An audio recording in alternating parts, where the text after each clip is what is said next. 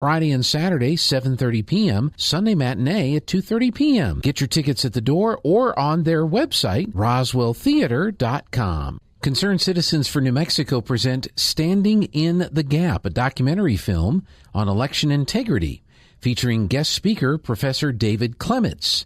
The meeting is Monday, August 15th, 5:30 p.m. at 1009 West Alameda in Roswell. This is a free event to attend. If you have an item for Talktivities, email it to calendar@pvbcradio.com. That's calendar@pvbcradio.com. Rules and restrictions may apply. Roswell's Talk FM. Tell your friends and look for us on Facebook and Twitter.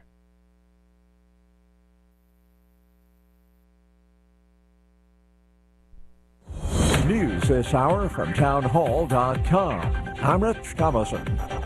Without a single Republican vote, Senate Democrats have advanced their $740 billion tax and spend bill. Confronting unanimous GOP opposition, Democratic unity in the 50-50 chamber held, and the legislation called the Inflation Reduction Act passed.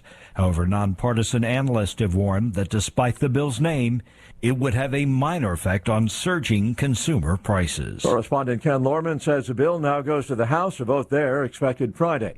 A tenuous ceasefire continues to hold, bringing a halt to the latest conflict between Israel and Islamic Jihad in Gaza. The BBC's Yolande Nell monitoring developments from Jerusalem. There were rocket alerts that came after the 11:30 local time deadline, but then Islamic Jihad have since denied firing any rockets, and Hamas, the more powerful militant group which governs Gaza, told the Egyptians who've been mediating that this was a smaller armed group that was responsible, that it would ensure there would be no recurrence of missile launches. The Palestinian Health Ministry says 44 Palestinians were killed. Flood-ravaged areas of eastern Kentucky could be in for some more rain tomorrow and Wednesday. You could see some isolated to scattered instances of flash flooding. John Pelton with the National Weather Service in Kentucky. Later today, President Biden and the First Lady will visit Kentucky. They'll meet with families devastated by the historic flooding that left 37 people dead and caused massive destruction. Police in Albuquerque, New Mexico say they're investigating whether the killings of 4 Muslim men in the city are related. On Wall Street, ahead of this morning's opening bell, stock futures are higher. The Dow futures up 160 points. NASDAQ futures ahead 103. S&P futures 25 points higher. More on these stories at townhall.com. Relief factor, pain relief that's natural, pain relief that works, and pain relief that attacks the source of the pain. That's the experience of tens of thousands of Americans who are taking Relief Factor right now. See their incredible video endorsements at relieffactor.com and then order your 3-week quick starter pack for just $19.95. That's less than $1 a day. Find out if it can work for you like it works for me by ordering your 3-week quick starter pack today. Relieffactor.com, relieffactor.com. Be the next success story. How long does it take to tackle a home project? With Angie, you could cross it off your list before this ad is over. Just tell us what you need. Indoor or outdoor, repair or redesign. And we handle the rest, sending a top pro to get it done. You don't have to lift a finger, except to tap the screen or click the mouse. Plus, Angie is free to use. So bring us your next home project, and we'll bring it home. Download the app or go to Angie.com. That's ANGI.com to get started. At least one grain ship has arrived in port as fighting continues in Ukraine. A tugboat guided the Turkish-flagged cargo ship Polarnet, laden with corn from Ukraine, as cameras captured its arrival at the port of Dorinja, southeast of Istanbul. The ship left Chornomorsk on Friday. It became the first to arrive of a dozen authorized so far under a deal to unblock Ukraine's grain supplies. Meanwhile, the Russian military shelled 7 regions in Ukraine, killing 5 people and injuring 20 more, according to the office of Ukraine's president. Russia and Ukraine traded accusations over who fired on the Russian-occupied Zaporizhzhia nuclear power plant on Saturday, an attack condemned by UN Secretary General Antonio Guterres. Any attack to a nuclear plant is a suicidal thing, and I hope that those attacks will end. I'm Jennifer King. China not through with its military drills near Taiwan. It is extending those exercises. More on these stories at townhall.com. Smaller police departments becoming the norm, and cities around the country are paying the price. From Philadelphia to Portland to Los Angeles, killings and gun violence are on the rise, even as more and more officers are calling it quits. Worn out by the pandemic and disillusioned by anti-police rhetoric, officers are retiring or quitting faster than they can be replaced. Los Angeles is one strong example. It's down more than 650 officers from pre-pandemic levels, and it's now downsized its human trafficking, narcotics, and gun details. It shut down its animal cruelty unit altogether. Bob Agnew reporting. The second quarter was not kind to the bottom line of Japanese tech giant SoftBank Group. It posted a $23.4 billion loss April through June. In the words of the SoftBank CEO, I must honestly acknowledge that things are really bad. More on these stories, townhall.com.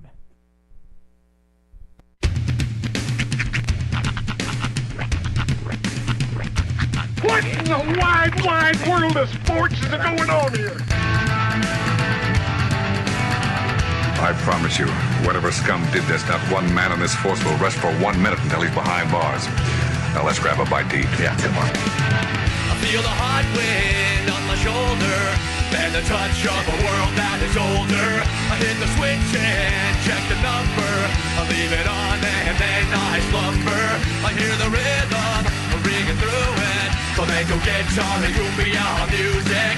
I hear the talking of the DJ. The devil listen, what does he say? I'm on a Mexican radio. I'm on a Mexican radio.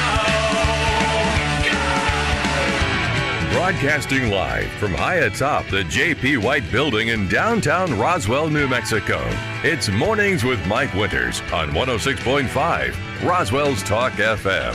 Is that what I sound like when I talk? Now, here's your host, Mike Winters.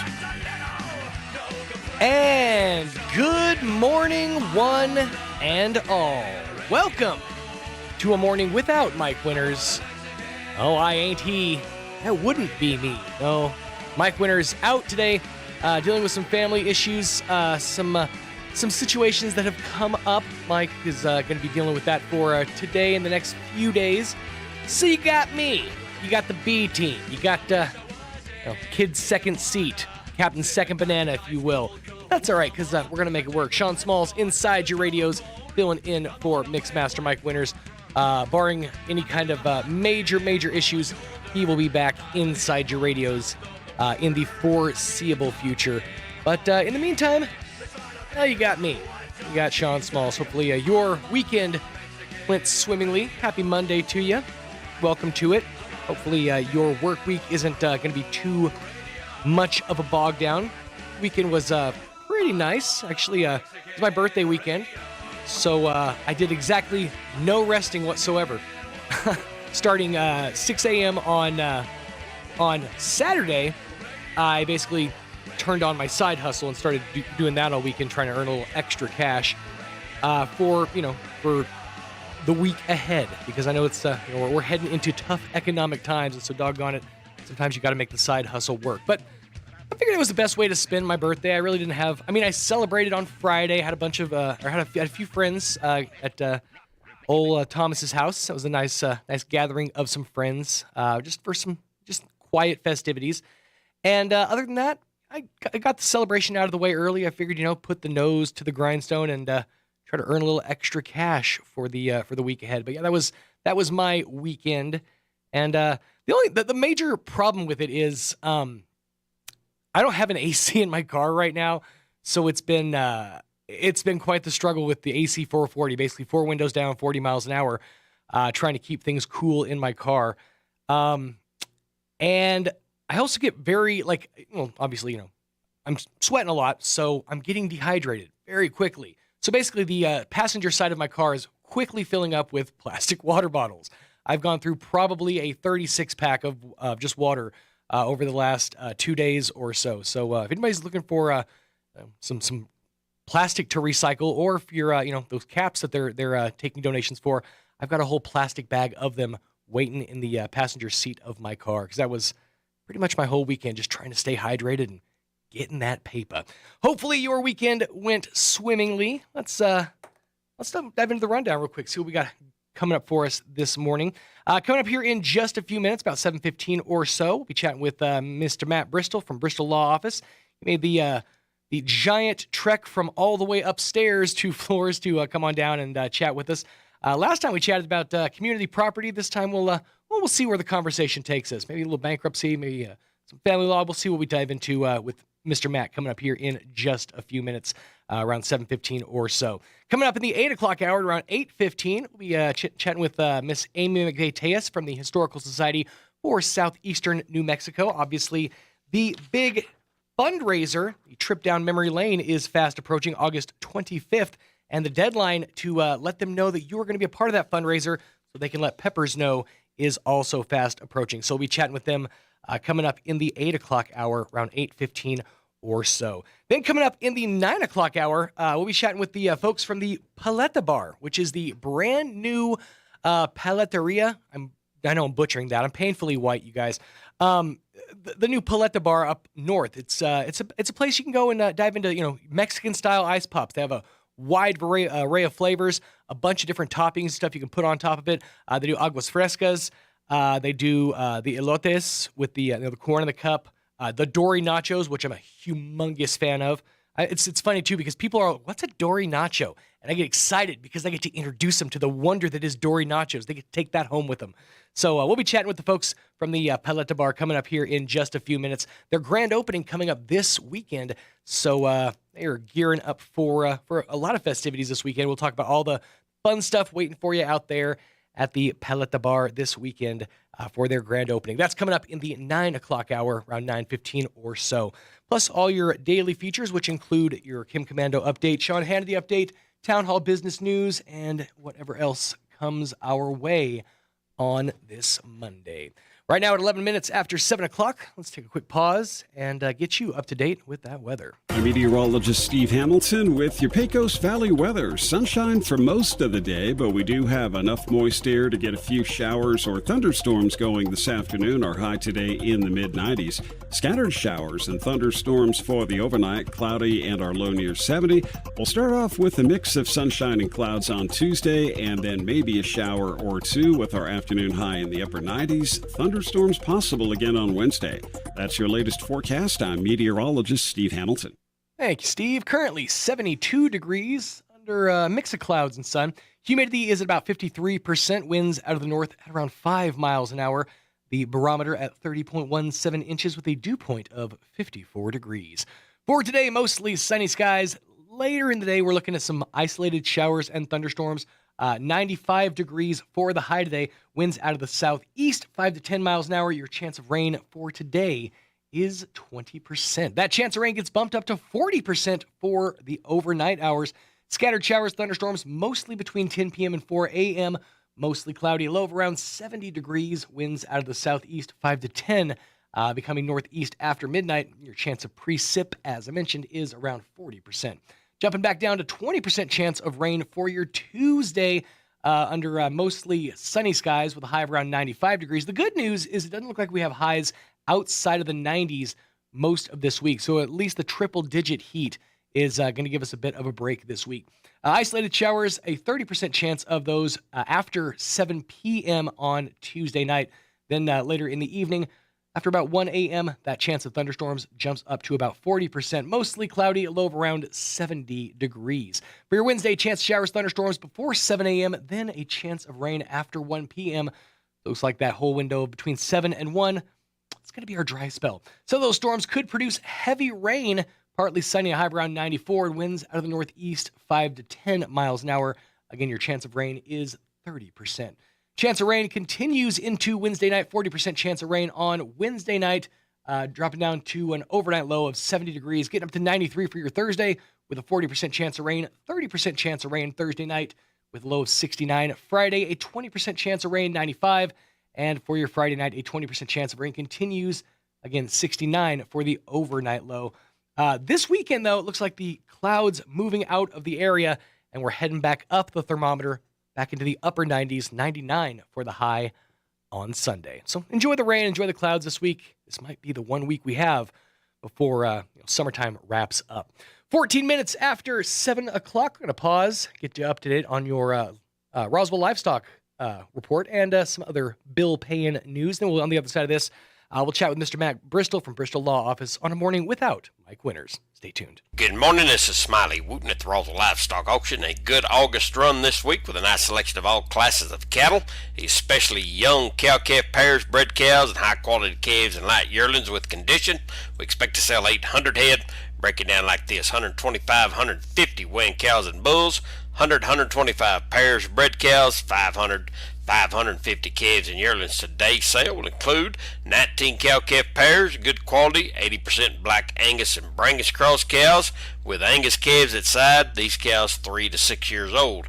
Also 25 cow-calf pairs, excellent quality, 80% black white face Angus and Brangus crosses with high quality Angus calves at side. These cows 6 to 9 years old. 26 bred cows, good quality, 90% black Angus and Brangus crosses, bred to Angus and Hereford bulls, 3 to 6 years old. 42 calves, Mr. Neil Woodward, Fort Stockton, Texas. Excellent quality black white face Angus and Brangus crossbred calves off older cows. These calves 150, 300 pounds. 47 calves, Miss Sally Walker, Alamogordo, New Mexico. Excellent quality black Brangus cross calves. Cattle wean 60 to 90 days. 2 rounds of shots, thin condition. 300, 450 pounds. 35 calves, CNR Ranches, Marfa, Texas. Excellent quality black white face Angus cross calves. Cattle Master 5-7 weigh at Brandon. 350, 400 pounds. Sale time this morning will be at 9 o'clock. Sell pairs of bred cows about 10. Be selling calves and yearlings about 10:30. We expect to sell 800 head here today. This is Smiley Wooten, Roswell Livestock Auction. Jennifer from Trustmark Roofing here, and I can tell you it's not always easy being a female in a male-dominated business like roofing. I remember one time I was at a meeting to bid on the roof for a local college, and it was me and 13 men. Well, I won that bid, and I'd like to win your business too. My dad was a contractor, and I've been around building and roofing my whole life. I'm licensed and bonded, and I've forgotten more about roofing than most roofers ever knew in the first place. But what really sets Trustmark apart is an obsessive attention to detail that ensures that everything goes smoothly the first time. I promise we will treat you right with respect, and we will make you happy. So yeah, it might be a bit odd for a woman to own a roofing company, but give us a try. Let us give you an estimate for your roof. I think you'll be glad you called. For all your roofing needs, call us at 575-755-ROOF or find us online at TrustmarkRoofPros.com. Trustmark Roofing, we put people first. Coming to the Liberty, Friday, August 26th. Don't miss an evening with Neil McCoy. And special guest, Austin Van. Doors open at 6. Show starts at 8. Tickets are on sale now. Get yours before they're gone. For info on how you can become a bona fide member, visit thelibertyinc.com. Don't miss an evening with Neil McCoy and special guest, Austin Van.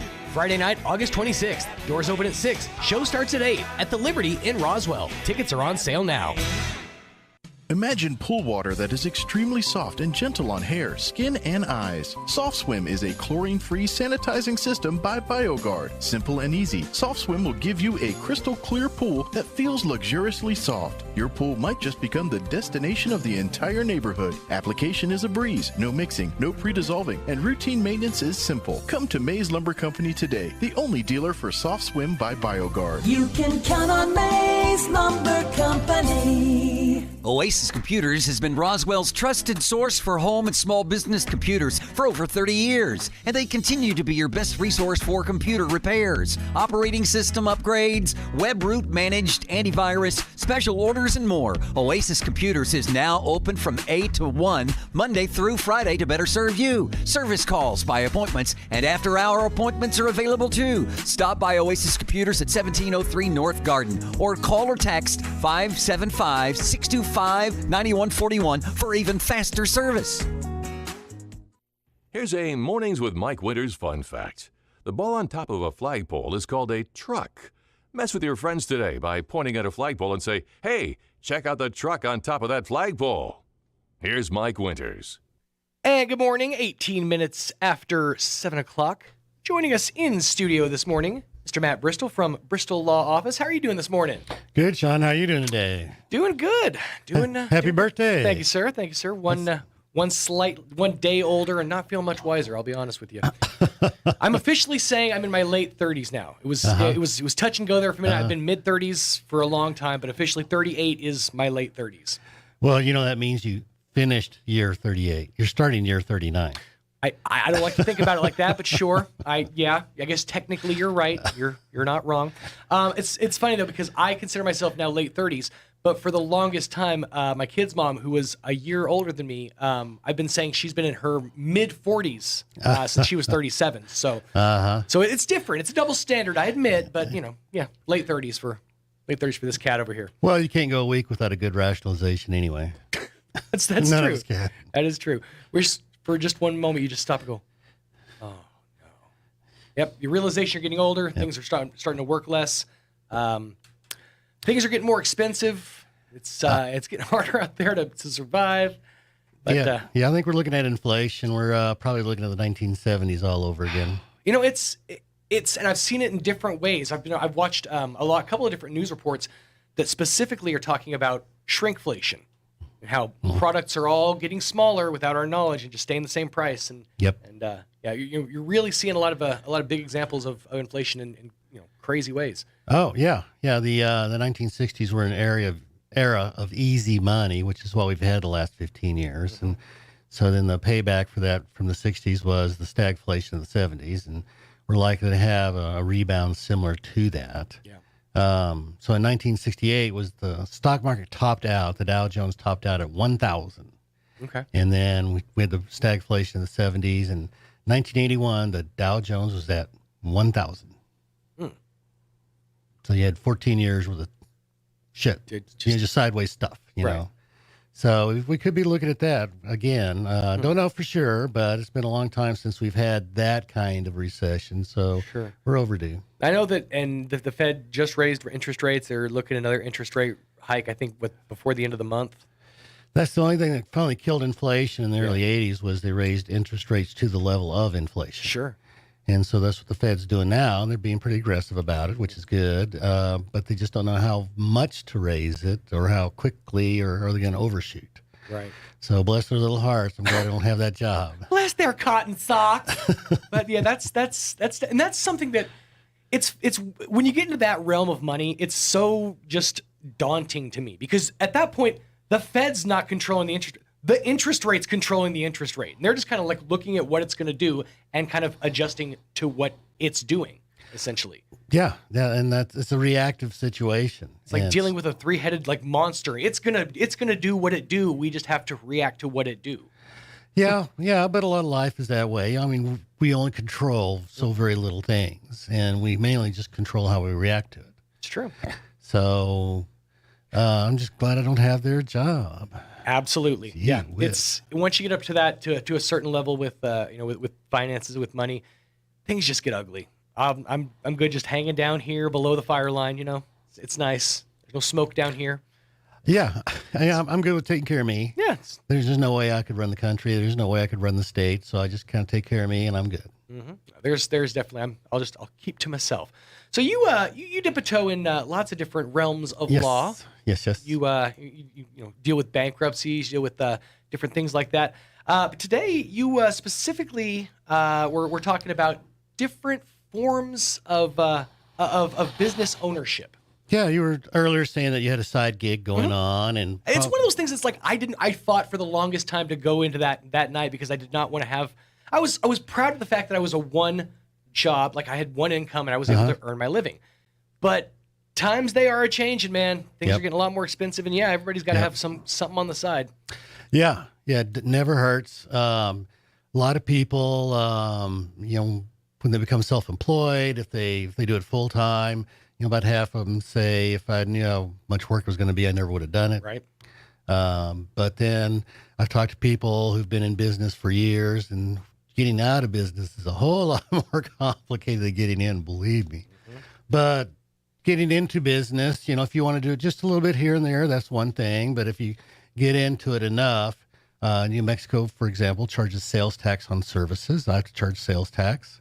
So if a person is getting into a side gig or being self-employed, you got to be sure and charge sales tax, collect sales tax, pay it over monthly to the state.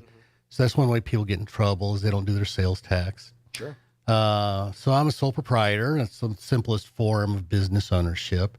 And mainly because probably my biggest liability would be malpractice, and a corporation, for example, would not shield me from malpractice. Right. So even though I started as a sole proprietor, I went online and got a tax ID number from the IRS. Because otherwise, when I do business with companies and they want to 1099 me at the end of the year, they're going to ask me, well, what's your business ID number? And I didn't want to have to use my social security number. Right. So anybody can go online, get what's called an EIN, employer identification number, or tax ID number. And so if you haven't got one, I really recommend you get one. So you don't have to pass out that social. Duly noted. EIN, I'll jot that down. EIN. Yeah, because this is all stuff that, normal lay folks don't really think about. It's not something that it's above my pay grade, as I've always said. Well, it's not above your pay grade. It's just you've never done it before. Right. And it's just like if you tossed me into your job with all those dials and stuff, there'd be no way. Oh, no, it's 2 days. 2 days is all it would take. You'd have it down. Well, there's very little expertise to what I do. It's the problem. and I can come down and show you how to get an EIN. It's pretty simple stuff. So I did that one time for a client. They were it was a probate. We had to get a tax ID number for the estate. They asked me to do it for them. I said, okay. So I'll go online and it says, why do you need this? I go, probate. Are you the personal representative of the estate? No, I'm not. Are you getting on behalf of them? Yes, I am. Well, what's your name? So I tell them my name. They want to know my social and my address. Put in my social, my address, and immediately it pops back with, well, that's not the address we have for you. It was that quick. Wow. It was scary. Yeah. I started looking over my shoulder on the camera, Oh my God, Big Brother's in the room. So that's terrifying. It is terrifying. And God only knows who's having access to all that info. So yeah, the EIN absolutely is something that would benefit you if you're doing something on the side. Side gig. So when a sole proprietor, you have to pay your own taxes. So right now, when you get a paycheck, your employer withholds your federal income tax, state income tax. They pay it over for you. When you're self-employed, you have to pay it yourself quarterly. Right now, your employer's taking out your Social Security and Medicare. Right. But what you don't know is they match that and send it to the IRS. Yeah, every employer matches your 7.65% Social Security and Medicare. But when you're self-employed and you're your own employer, guess what? It's like 15.3. Yeah. Right off the top, yeah. Oh. You get a credit for it elsewhere on the tax return. Right. But you got to pay that too. Okay. So budgeting is really important. Yeah. These are all things that I had never thought about. Now, a lot of people, when you start thinking about opening or ownership of a business, the first thing that pops in your mind is, LLC. We've all heard the term before. It's one of those things. It seems like that's the first step. If you're going to open up a business, you want limited liability, so you go LLC. Right. So what are the benefits of LLC versus other forms of business ownership? Why would an LLC be more beneficial? So the danger of sole proprietorship is you as an individual are liable for the business debts. Mm-hmm. So if and for a lot of side gigs, small businesses, that's not necessarily a big deal. Right. But if you have a business like mine, so you're in the phone book, maybe you got a charge account at a office supply store, and maybe you have some vendors for supplies. So you're personally liable on all those business accounts. Mm-hmm. So if the business didn't go well and you decided not to pursue it, then if you don't pay those bills, don't pay those vendors, don't pay that monthly utility bill or whatever, then they're going to come looking for you personally. Right. And that's the same danger in a partnership. So in a partnership, you're individually liable for the business debts. Mm-hmm. So the other danger of the partnership of Matt and Sean going to partnership is if Matt goes out and runs up a bunch of business debts that Sean doesn't know about, Sean's still liable for them. Right. Not only Sean, but Sean's spouse. Because it's a community debt. Okay. Yeah. So partnerships are hugely dangerous. Sure. So they can come after anything at that point. Yep. Pretty much. So to avoid the personal liability of the business debts, we use either corporation or an LLC. Okay. So you can go online and the Secretary of State and create either one of those, which is okay, but you never get the duck speech. The corporations, I'm slowly answering your LLC is a whole lot better than this other stuff because. Right. So the problem with the corporation is you have a corporate report that every 2 years with the Secretary of State, and an LLC does not. Mm-hmm. You have a corporate franchise tax, an LLC does not. Okay. Part of being a corporation, if you want the protections of a corporation, is you have to walk like a duck and act like a duck if you want to be treated like a duck. Mm-hmm. So a corporation requires annual shareholders meetings. That's part of being the duck. Right. So, for example, Sean buys stock in Tesla. Mm-hmm. Well, then you would get a notice once a year that there's a shareholders meeting for the Tesla shareholders. Notice, shareholders meeting coming up.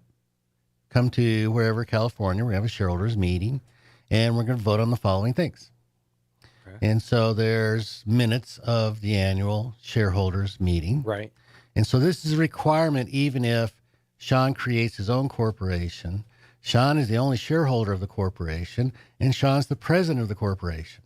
You still have to have this annual shareholders meeting. So it's just me in a room sitting talking to myself. Pretty much. State of Sean Smalls. Nice. You take notes. You answer your own questions. Yeah, you talk to yourself. I have to take my own minutes. And then, and then then the shareholders have to elect the directors. And so the shareholders, Sean, hereby elects the director, Sean. They make minutes of that. Right. And then the directors have to have a meeting, and there has to be minutes of that meeting. So these are called corporate formalities. Okay. And if you don't have those corporate formalities, then you're not acting like a duck. You won't be treated like a duck. Right. You won't have that insulation from the business debts. And kid you not, anytime somebody sues somebody and there's a corporation involved, guess what the first thing the plaintiff asks for? Let's see your corporate minutes for the last 5 years. Let's see your director's minutes for the last 5 years. See how well you've fallen in line. Yep. I see. Seeing if you act like a duck and quack like a duck. Huh. What a mess. Yeah, it seems like it. And hardly anybody ever does that. But an LLC doesn't have those formalities. So you don't have the annual, there's no annual shareholders meeting. There's no minutes. There's no annual directors meeting. Sure. So it's a whole lot simpler, the LLC is, than a corporation. Your liability is limited. So what are the drawbacks then? If there's all these benefits to starting an LLC versus a corporation, what are the drawbacks of an LLC? The LLC doesn't really have any drawbacks, but it does have certain formalities you have to follow, again, to walk like a duck and quack like a duck. Mm-hmm. So you have to put the world on notice that you're an LLC. And I just recently found that out, actually. That in radio advertising, if you're an LLC, you have to mention that you're an LLC at least one time. That's right. I did not know that up until about a year ago. Yes. So for the old fogies, go ahead and look in the yellow pages of the phone book and business section, and you'll see how many times LLC does pop up. Mm-hmm. So if you're going to advertise on the radio, you have to say LLC. You have a business card, has to say LLC. So contractors, we had a roofing lady on earlier, Jennifer. Mm-hmm. If she's got a truck that advertises, her business name, it has to say LLC. Letterhead, invoices, checks, everything has to say LLC on it. So you can almost maybe brand that as like part of your part of your brand. Yeah, it's maybe a negative mark to some, but if you just like own it and like maybe put it in a fun font, it doesn't have to look that bad. Well, not only do you disclose LLC to continue that protection from personal liability, but the statutes require the letters LLC in your name. Okay. Or in the word Inc. or corporation, if you're going to be one of those. Right. So when you go to the Secretary of State and say, I'm, Sean's side business gig, and you try to form as an LLC, they'll reject that name because it doesn't have LLC after it. Gotcha. They'll reject it. Huh. Yeah. So you gotta take ownership of the fact that you're an LLC. That makes sense. Yeah. So if you so Sean off a supply store, And so Matt comes in and says, I want to open up a charge account at the office supply store. Sean says, okay, fill out the application. And you look at Sean looks at the application and says, whoa, this says Matt Bristol, LLC. And I go, yeah. So Sean goes, well, wait a minute. Sean remembers from the radio show, that means Matt's not going to be personally liable to pay that office supply bill. Oh, Matt, okay, now that I know you're not going to be personally liable, I'm going to treat you differently and require a personal guarantee because I want to be sure and get paid. Gotcha. So that's, you got to put people on notice you're an LLC. Sure. So it can limit the ability to access certain things, or it can require more hurdles to be jumped to have access to some. Certainly. So if you go to a bank and say, I'm an LLC, I want to borrow money, they're going to say, don't think so. We require personal guarantees. Gotcha. So you got that hurdle. Then that is something when, if a person goes on the Secretary of State website and creates an LLC, they don't tell you that. That's nowhere on the website. Right. The duck speech is nowhere there. So that's the danger of, well, I can just fill in the blanks and do it myself. Right. Well, yeah, but there's a big but there. There's a lot of a lot of hurdles, a lot of red tape that has to be cut through. You also have to sign properly, like sign contracts or sign liabilities. So you can't just say Sean, LLC by Sean Smalls. Okay, that doesn't work because Sean Smalls just signed that contract. That means Sean is liable on that contract. Okay. You didn't sign as a duck. I'd have to sign Sean Smalls, LLC. Sean Smalls, member, Sean Smalls, LLC. Really? Yeah. Okay, so that's a lot of wording. A whole lot of wording. Yeah, and how would one just know that? I mean, that's you wouldn't. It's so complicated for like the layman to understand, and then I don't know. It seems like they're needlessly complicating things to make it to set the bar too high. Well, so we think of it. We back into it. So let's say, let's pick on Winter since he's not here. Okay. So Mike Winters gets sued, and we're the ladies and gentlemen of the jury. And so Mike Winters got sued on this business deal. And it's like, okay, ladies and gentlemen of the jury, Mike signed a contract. Mike didn't honor the contract. Mike got sued. And Mike's defense says, oh, I'm an LLC. I'm not personally liable. So the ladies and gentlemen of the jury are going to think, well, is that okay? Well, what does the contract say? If he's getting sued on the contract, what does the contract say? And so it says at the beginning, Mike Winters LLC, blah, blah, blah, blah, blah, blah. But who signed it? Mike Winters. So he would be liable. Mike Winters, the individual, signed it. There's no indication he was signing on behalf of an LLC or on behalf of a corporation. There's no indication that he's signing on behalf of somebody else who's supposed to be liable. That's not indicated on the signature. It wasn't disclosed. So does that mean the other party to the contract is supposed to like read his mind? So it's like having a power of attorney. So if you have a power of attorney for someone, you always sign Sean Smalls, power of attorney for mom and dad. Right. Same thing with an LLC. You disclose you're signing on behalf of the LLC who's going to be liable, not you. Right. So it's that kind of thing. Okay. So if you back into it, it makes a little bit more sense that way. Okay. So if, let's say, for example, somebody's, thinking about starting a new business, thinking about starting a new venture. I have a friend who's in the process of starting up a baking business. What steps would you encourage someone like that to take, as far as like coming to talk to someone like you, just to kind of have a base knowledge of what steps to take? I mean, a good first step would be to come talk to someone like you, I would assume. That's a good first step. There's actually, so that's the good first step of creating the business entity. Now, he also needs to talk to, if he's going to be starting a business versus a side gig, but they need to talk to an accountant. Even a side gig is good to talk to an accountant for the sales tax issues, the tax ID number, how to keep the books, that kind of stuff. So even on a side business gig, you'd want a separate bank account. because that way when it comes time to do the taxes for the business, all that information's in one checking account. Okay. All the income, all the expenses in one account. It's not mixed up with your personal stuff. Sure. So they would talk to the accountant like that, the baker would, of, okay, I got to set up a checking account and got to account for payroll tax. Well, what about, are you going to have employees, not employees? How do you set that up? Well, that's what the accountant does. So most businesses and LLCs, fine. If you're going to make a whole bunch of money that you need to keep into the business for investing, sometimes a C Corp is better than an LLC. So that would be, again, an accounting question. Okay. But for most businesses, they don't have a whole bunch of money that they need to retain for some reason. Right. The other thing I would recommend, if you really, really, really want to get into it, so let's think about this. Let's think about bankers. Okay. So Sean wants to start a bakery in a town of about 50,000 people. And there's a couple other little bakeries. There's grocery stores. Wonder what it takes to be successful.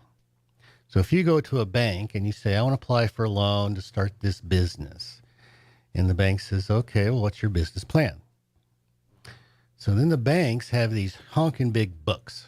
Oh, maybe it's probably digitized by now. It's on one disc. Yeah. So all the banks all around, what they do is they have different loans for different businesses, and they submit this information to a central clearinghouse. They strip out your name and social and personal identifiers. But then they say, yeah, these loans performed or these loans did not perform. Right. So the banks goes to their book and says, okay, Sean wants to open a bakery. Let's open the book to bakeries.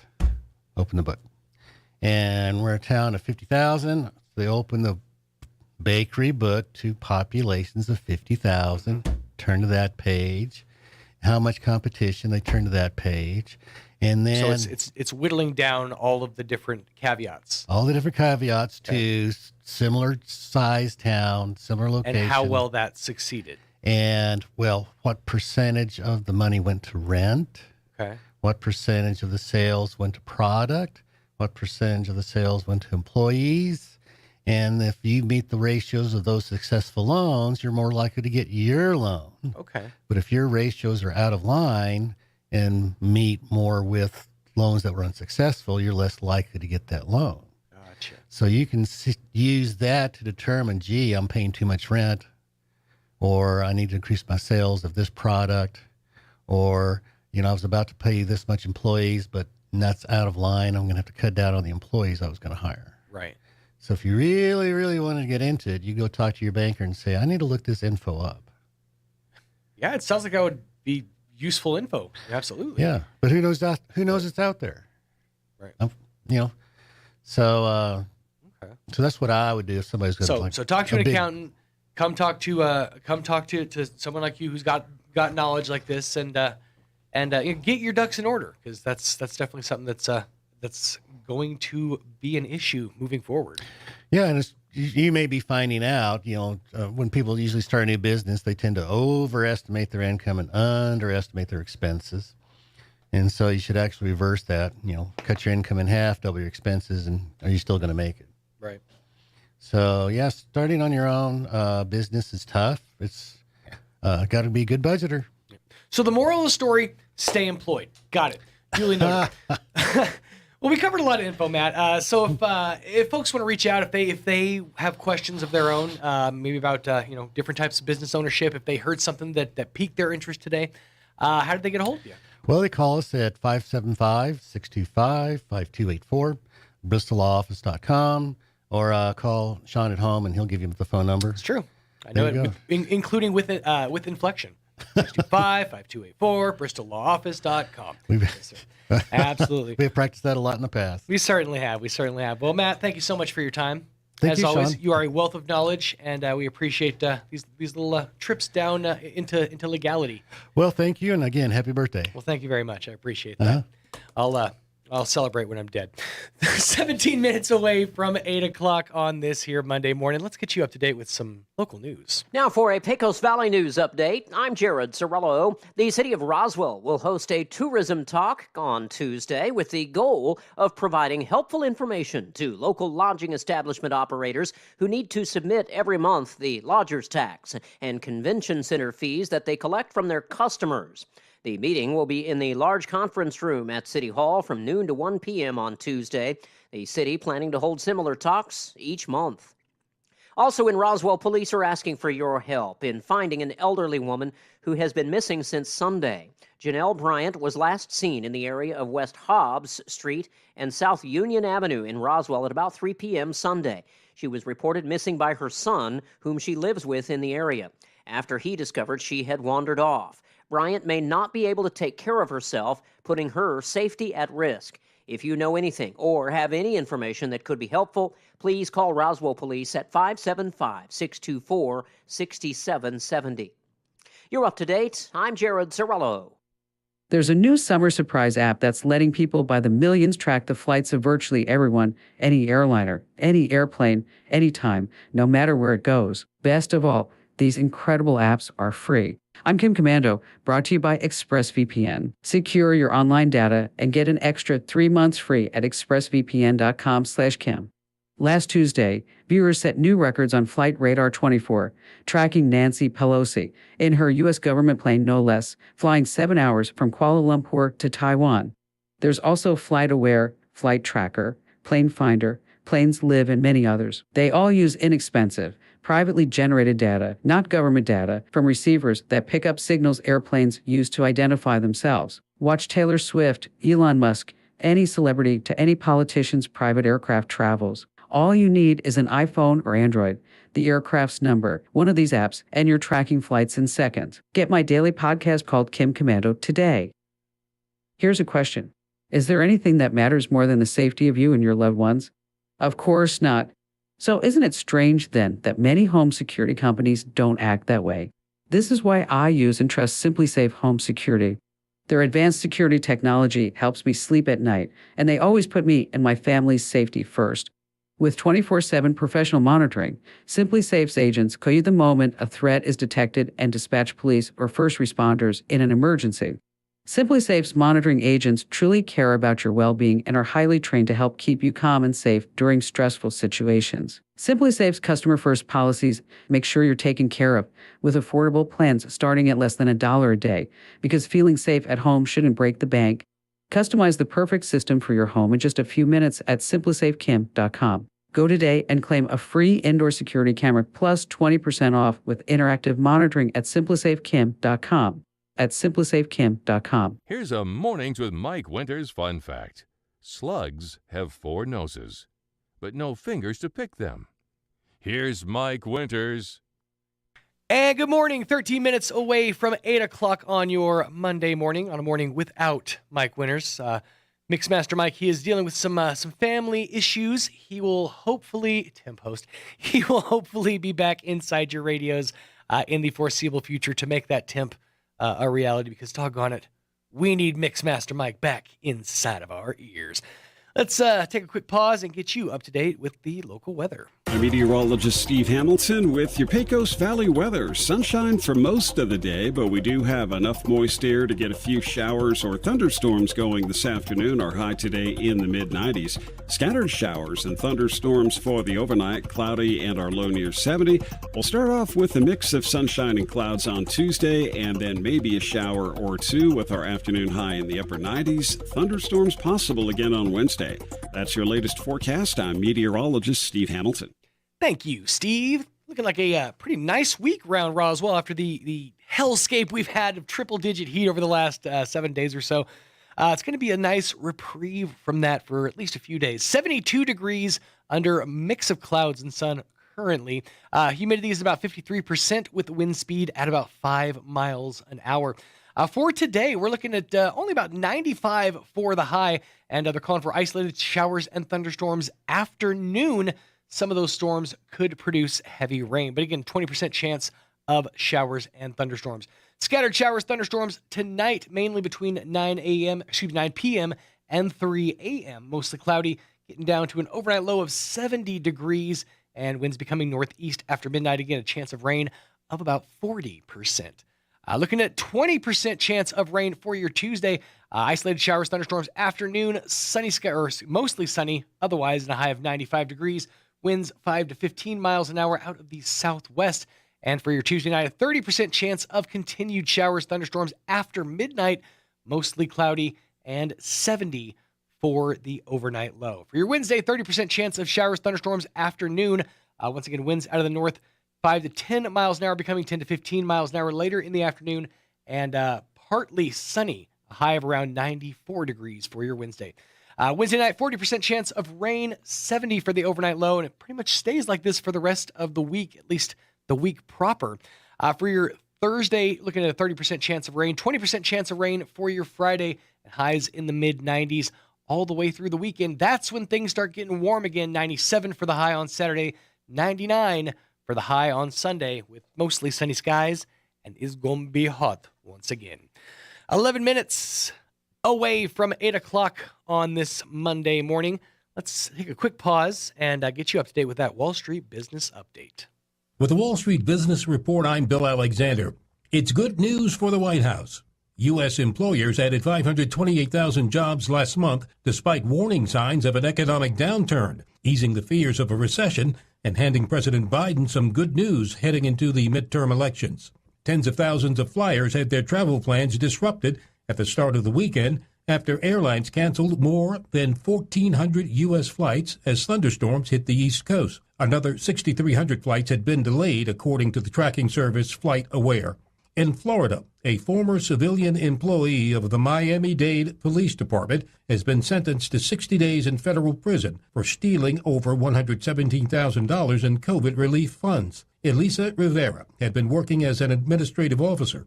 Prosecutors say she submitted a false economic injury disaster loan application. For the Wall Street Business Report, I'm Bill Alexander in Washington.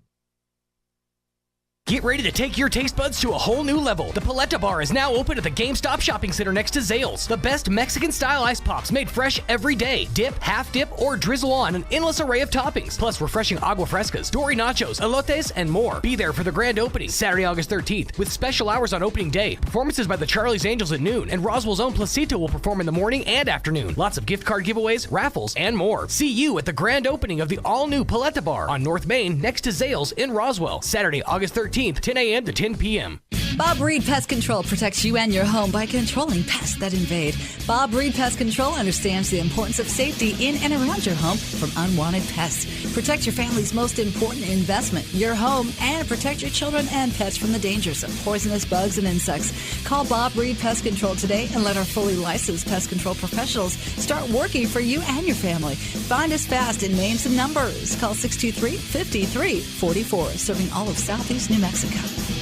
At Anderson Bethany Funeral Home and Crematorium, we honor and pay tribute to the achievements of your loved one by celebrating the life you shared together. Anderson Bethany Funeral Home and Crematorium is compassionate and cares about our local community and the families we serve here in southeastern New Mexico. Locally owned and operated, we will be here to help you decide how to celebrate the bond you've shared and pay tribute to the unique individual you've lost. Visit us at 2609 South Main in Roswell or call 622-5888. Roswell Ford presents the second annual Hometown Heroes Car Show and commemoration of 9/11. Saturday, September 10th from 10 a.m. to 1 p.m. at the Wool Bowl in Roswell, with lots of different categories to choose from, including classic and muscle cars, lowriders and hot rods, best paint job, and so much more. Trophies awarded to first place in each category, with a $1,000 cash prize for best overall, and lots of great prizes, including a smart TV, an LGS gift card, furniture, car washes, and more. Enjoy jolly jumps, snow cones, music, and food. Best of all, it's free to spectate and only $25 to register your vehicle, with a portion of the proceeds to benefit the Tunnels to Towers Foundation. Register and get more info at roswellford.com. Sponsored by La Salsa, Decor of Carlsbad, LGS Guns and Ammo, Chaves County Heroes, 106.5 Roswell's Talk FM, Suds Up, One Party Rentals, Piero 106.1 FM, CRM Discount Awards, National Furniture Liquidators, Keep Chaves County Beautiful, and Let's Play Entertainment. The second annual Hometown Heroes Car Show, Saturday, September 10th at the Wool Bowl in Roswell. Here's a Mornings with Mike Winters fun fact. Sigmund Freud once believed that cocaine could be used to help treat a morphine addiction. Mike used bacon to get over his addiction to beef. Here's Mike Winters. Good news is you can also use morphine to get over your cocaine addiction, but it really just, then you're scratching one itch to scratch the other. It gets complicated. It gets into the weeds. Hey, big thanks to Mixmaster Matt Bristol for stopping by and chatting up all the different forms of business ownership. That was very informative, and I feel like there's a lot of steps I have to take to make things right as far as my affairs go. But hey, Matt can definitely get you the info that you need. 575-625-5284, BristolLawOffice.com. Big thanks to Matt for stopping by. Hey, coming up here in just a few minutes, around 8:15 or so, we'll be chatting, I believe, with Miss Amy McVeigh-Tejas from the Historical Society for Southeastern New Mexico. We are fast approaching this big event right here, and we've been talking about it all year long. I'll remind you that one of the last one of these that we did is the origin of one Big Flat Mike. Now, we would not have Big Flat Mike had it not been for our drive-through fundraisers, and that's exactly what the Historical Society for Southeastern New Mexico has planned at the end of this month. It's a trip down memory lane drive-through fundraiser. It's all to benefit the Historical Society for Southeastern New Mexico, celebrating 40 years of Heritage Dinner recipients. It's going to be an absolute blast. It's all going down August 25th, and again, the event is a drive-through event only. It starts 5:30 to 6:30, and that's the pickup there. The first stop is the Historical Society Museum at 200 North Lee, and then they're going to move from there to the Peppers parking lot at 500 North Main, so that they can folks can pick up their dinners. And let me tell you what, the dinner, generous portions. That's what I like to hear. Let me run down the menu for this awesome event. Starts out with a shrimp appetizer for two. I say for two, but it's really for me. You get one beef entree, which is braised beef tips, one chicken entree, spinach and artichoke grilled chicken, served with red new mashed potatoes, summer squash medley, rolls, and butter, and a dessert for two. Now, the dinner box is $100. That serves two people, and there is delivery available to the Roswell area for an additional $10.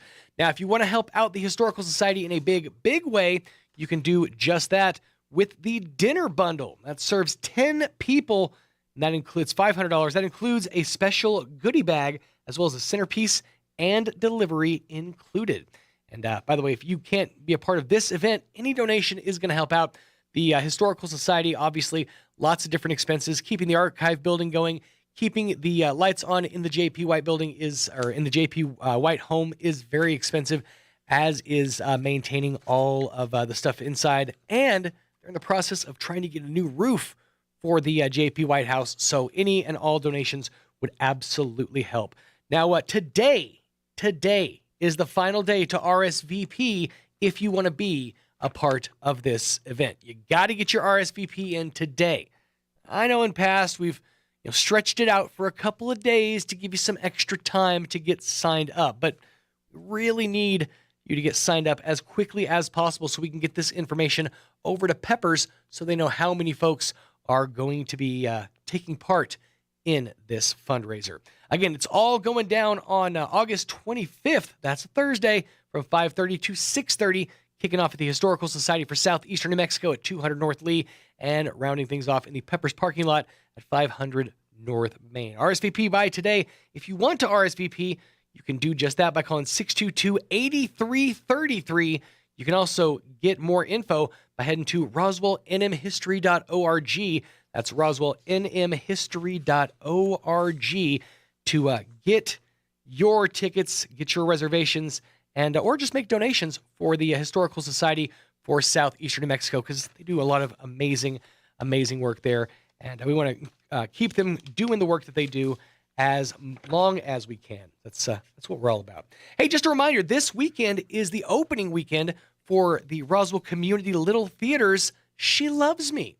The play, directed by Patty Stacy and Lynetta Zuber, takes place this weekend and next weekend. That's the 12th through the 14th, and then again the 19th through the 21st at the Roswell Community Little Theater. Friday and Saturday shows at 7:30 p.m. with a Sunday matinee at 2:30 p.m. And you are going to want to be a part of this. It's a romantic comedy. There's musical elements involved, so those fans of music. It's set in 1930s European perfumery. We meet shop clerks Amalia and Georges, who more often than not don't see eye to eye. After both respond to a Lonely Hearts advertisement in the newspaper, they now live for the love letters that they exchange. But the identity of their admirers remains unknown. Join Amalia and Georges to discover the identity of their true loves and all the twists and turns along the way. So it's You Got Mail, right? It's You've Got Mail, just set in a previous era. Okay, I could get into that. I dug, Tom Hanks and Meg Ryan in You Got Mail. It was one of my favorite movies. It didn't age well, admittedly, because who email chats these days? But hey, Friday and Saturday night, 7:30, Sunday matinee at 2:30. Get your tickets at roswelltheatre.com. That's Theatre.com. roswelltheatre.com for your tickets to She Loves Me performances this weekend and next at the Roswell Community Little Theater. Back on the other side of Town Hall News, you are listening to 106.5 KEND Roswell, New Mexico. Stay tuned. Roswell's home for talk radio is 106.5 FM KEND Roswell. News this hour from townhall.com. I'm Rich Thomason. The House is the next stop for the Democrats' $740 billion climate change, healthcare, tax, and spend bill. So-called Inflation Reduction Act has cleared the Senate, with Vice President Harris putting it over the top minus any Republican support. The yeas are 50, the nays are 50. The Senate being equally divided, the Vice President votes in the affirmative, and the bill, as amended, is passed. The nonpartisan Congressional Budget Office and the Joint Committee on Taxation say the bill will do nothing to reduce inflation and could make it worse. The House to vote on the bill on Friday. President Biden out of isolation following a second bout of COVID-19. The president tested negative on consecutive days over the weekend, according to his doctor, and that cleared the way for him to emerge from isolation. A rebound case of the virus kept Mr. Biden confined to the White House residence longer than expected. Stepping outside on Sunday, he told reporters he's feeling good. White House correspondent Greg Clugston says the president and the First Lady head to eastern Kentucky today, where they'll meet with families devastated by the recent flooding there that claimed 37 lives, caused widespread damage. Following a deadly weekend in Gaza, it appears a tenuous ceasefire between Israel and Islamic Jihad is holding. The BBC's Yolande Nell in Jerusalem. Rocket warning sirens did sound in southern Israel minutes after the late-night truce took effect. However, relative calm then took hold. The ceasefire deal brokered by Egypt appears to have ended the worst violence between Israel and Gaza militants in just over a year. The death toll in this latest round of unrest, more than 40, according to the Palestinians. On Wall Street, stocks are sharply higher this morning. Right now, the Dow is up 280 points, the Nasdaq ahead 176, and the S&P is up 38 points. More on these stories, townhall.com. Charlie Dombeck here from Key City Capital. As a practicing CPA for nearly 30 years, I have found that 80% of your ability to grow your wealth is dependent upon two factors: taxes and investment performance. At Key City Capital, we improve investment performance by diversifying capital into off-market investment opportunities in passive rental real estate and alternatives like asset-backed lending. We recover dollars that clients unnecessarily pay in the form of income taxes, creating a lifetime annuity of savings. We are a sponsor of passive, affordable single and multifamily residential rental investments, which are located in Sunbelt landlord-friendly states. These investments are the top choices in a rising interest rate and inflationary environment. They represent a store of value, protecting your capital from market volatility. Learn how we at Key City Capital can help you ultimately grow your wealth rapidly. Connect with me at keycitycapital.com or give me a call at 817-912-1569. Hong Kong is adjusting its stringent coronavirus quarantine rules for overseas arrivals. Hong Kong leader John Lee says that after considering the data and risk factors, the city will reduce its mandatory hotel quarantine from 1 week down to 3 days. The policy, taking effect Friday, is the shortest period it's been since the start of the pandemic, although health officials there say the change comes during an increase in infections. Travelers must quarantine in a designated hotel, then undergo 4 days of medical surveillance, during which their movements will be restricted. Along with mainland China, it's one of the few places still requiring a quarantine to guard against travelers bringing in COVID-19. I'm Jennifer King. China extending its military exercises near Taiwan. The drills have disrupted shipping and air traffic and substantially raised concerns about the potential for conflict in the region critical to global trade. The exercises include anti-submarine drills. News and analysis at townhall.com. A wristwatch that once belonged to Hitler fetches $1.1 million at auction in Maryland. Alexander Historical Auctions in Chesapeake City estimated the value between $2 and $4 million, describing the watch as a World War II relic of historical proportions. News outlets reported Jewish leaders and others objected to the sale, saying it had little to no historical value. But the auction house's president defended the auction, said the buyer was a European Jew. The watch features the initials AH and a swastika. The auction house said a French soldier who was in the first unit to arrive at Hitler's Berchtesgaden retreat in May of 1945 seized it as spoils of war. Ron DeRockstra reports. An aggressive drive toward renewable energy is running headlong into anxiety over keeping the lights on in California. Pacific Gas and Electric considering whether to try to extend the lifespan of the state's last operating nuclear plant, scheduled to close by 2025. More on these stories at townhall.com.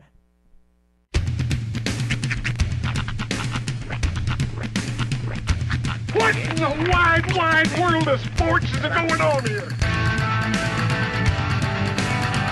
I promise you, whatever scum did this, not one man in this force will rest for 1 minute until he's behind bars. Now let's grab a bite to eat. Yeah, come on. I feel the hot wind on my shoulder and the touch of a world that is older. I hit the switch and check the number. I leave it on and then I slumber. I hear the rhythm ringing through it. Flamenco guitar and cumbia music. I hear the talking of the DJ. The Travelician, what does he say? I'm on a Mexican radio. I'm on a Mexican radio. Broadcasting live from high atop the J.P. White Building in downtown Roswell, New Mexico. It's Mornings with Mike Winters on 106.5 Roswell's Talk FM. Is that what I sound like when I talk? Now, here's your host, Mike Winters. And good morning, one and all. 6 minutes after 8 o'clock, welcome to hour number 2. The Deuce. Of a morning without Mike Winters on 106.5 Roswell's Talk FM. Happy Monday to you. Buenos lunes. Took me a second to remember what the correct word there was. Just a little piece on this Monday morning. Isn't that nice? It's nice. Yes, Mixmaster Mike is out of the office today, dealing with some family issues. Hopefully, we'll have him back inside your radios in the very near future. But in the meantime, well, you got me, so gonna have to deal with it. Sorry, folks. The B team is sweeping in. But I'll have you know that some of the best movies out there are all about the B team making it all the way to the championship. Think about it. Little Giants, A League of Their Own, some third movie. Oh, what's the one with Longest Yard? There you go, Longest Yard. Boom. Underdogs making it work. Sandlot, same situation. Underdogs making it work. So don't ever downplay the second banana. He might be the hero in disguise. And to quote the great movie The Sandlot, you're killing me, Smalls. Yes, Mixmaster Mike is out for the foreseeable, but that's okay because we've got you covered, and we've got plenty to get to in his absence. Coming up here in just a few minutes, around 8:15 or so, we'll be chatting with representatives or folks from the Historical Society for Southeastern New Mexico. Not sure if it's going to be Miss Amy, if it's going to be John, who it's going to be exactly, but we'll be chatting with folks from the Historical Society, chatting up the Historical Society's fundraiser, the Trip Down Memory Lane fundraiser that is fast approaching, coming up at the end of this month. We'll be chatting about that coming up here in just a bit, but today is the final day to RSVP. So if you're going to get your name on the take for this event, you got to make it happen, and you got to make it happen pretty quick. But we'll be chatting with them coming up here in just a few minutes at around 8:15 or so. Plus, of course, your hourly features this hour, which includes your town hall business update and whatever else comes our way. Hey, just a reminder, the GFX Back to School Family Event is coming up. It's going to be happening at Grace Community Church this, I believe that's going to be this Friday, 6 p.m., August 12th, 6 p.m. Respected speaker Dr. Dan Bellamy is going to share biblical truths in a vibrant and colorful way that will engage you and your kids and bring the Bible to life. It's all going down August 12th, 6 p.m. at the main auditorium of Grace Community Church. It's a free event, but they will be collecting non-perishable food items for Harvest Ministries. So if you want to be a part of this great event, then come on out August 12th, 6 p.m. to the main auditorium of Grace Community Church for Dr. Dan Bellamy and Inflatable Stories with Dr. Dan. 9 minutes after 8 o'clock on this here Monday morning. Let's get you up to date with the weather. I'm meteorologist Steve Hamilton with your Pecos Valley weather. Sunshine for most of the day, but we do have enough moist air to get a few showers or thunderstorms going this afternoon. Our high today in the mid-90s. Scattered showers and thunderstorms for the overnight, cloudy and our low near 70. We'll start off with a mix of sunshine and clouds on Tuesday and then maybe a shower or two with our afternoon high in the upper 90s. Thunderstorms possible again on Wednesday. That's your latest forecast. I'm meteorologist Steve Hamilton. Thank you, Steve. Currently 75 degrees around Roswell Way. Humidity is at about 50%, with wind speed out of the north at about 7 miles an hour, and the barometer at about 30.19 inches. Looking for mostly sunny skies today, a mix of clouds and sun throughout your Monday. Get up to about 95 degrees for the high, but they're calling for a 20% chance of showers and thunderstorms. Most of those after 1 p.m. Isolated patches of clouds, otherwise mostly sunny in areas as well. 20% chance of rain and 95 for the high today. For tonight, mostly cloudy, scattered showers and thunderstorms, a 40% chance of rain, 70 degrees for the overnight low. Then for your Tuesday, isolated showers and thunderstorms after 1 o'clock, mostly sunny, a high of up to 95 degrees, winds out of the southeast 5 to 10, and your chance of precipitation is at around 20%. Isolated showers and thunderstorms before 7 p.m., then a chance of showers after 1 a.m., mostly cloudy, dropping down to 70 for your Tuesday night. Winds out of the southeast 5 to 10. Your chance of rain for Tuesday night is 30%. Wednesday, up to a 30% chance of showers and thunderstorms, mostly sunny, partly sunny otherwise, and a high of around 94 degrees for your Wednesday. For Thursday, 40% chance of showers, partly sunny, getting up to a high of around 93 degrees. And then for Friday, more of the same thing as well. 20% chance of showers, thunderstorms. But that's where it pretty much wraps up, because for the weekend ahead, sunny skies, 97 for the high on Saturday, 99 for the high on Sunday. 12 minutes after 8 o'clock on your Monday morning, a morning without Mike Winters. Again, Mixmaster Mike, hopefully back inside your radios in the very near future. We're going to pause, pay a couple of these bills, and after this, hopefully we'll be joined by the folks from the Historical Society for Southeastern New Mexico on a morning without Mike Winters. Stay tuned. Is there anything worse than waking up tired from a sleepless night and walking outside to that 100-degree weather? That burst of heat just makes you feel even more tired. Hi, I'm Dr. Sarah Usher with Carabelli Dental, and we are the experts in sleep apnea oral appliances. We can help you get the quality sleep you've been missing without that bulky face mask. Wake up refreshed and ready to enjoy those big summer plans.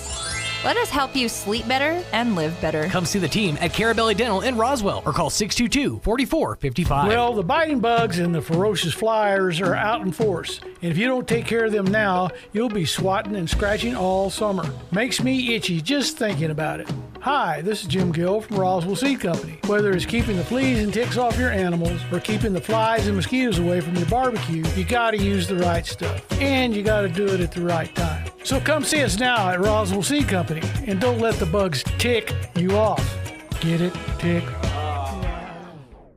Sometimes when you hit the road hits back. That's why MTA Mechanics and Tire carries major brands like Bridgestone, Cooper, and Michelin. Not only do you get top brand tires, but you also get a nationwide warranty. So wherever you are, MTA Mechanics and Tire has you covered. Stop by or let MTA come to you with their MTA Mobile Tire Shop, covering Roswell, Carlsbad, and Artesia. They can come to your home, office, or even the airport, and alignment is included on all sets of 4 tires. MTA Mechanics and Tires, getting you back on the road. Sometimes we put off important health needs like surgeries because, well, we worry about the pain and time needed for recovery.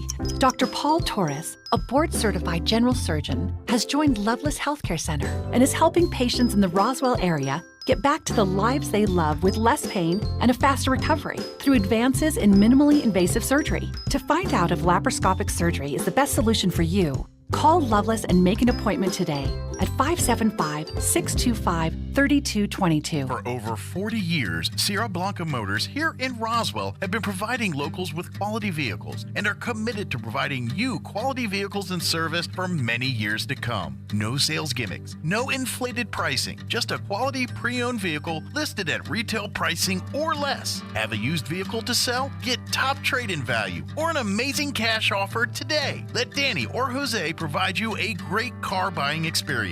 Call 575-622-7907 or stop by Sierra Blanca Motors at 720 South Main Street in Roswell. Se habla español. Here's a Mornings with Mike Winters fun fact. The Goodyear Rubber Company researched and concluded that shoes wear out faster on the right foot than on the left. To fix this, just walk backwards for half the day. Here's Mike Winters. And good morning, 15 minutes after 8 o'clock on this here Monday morning.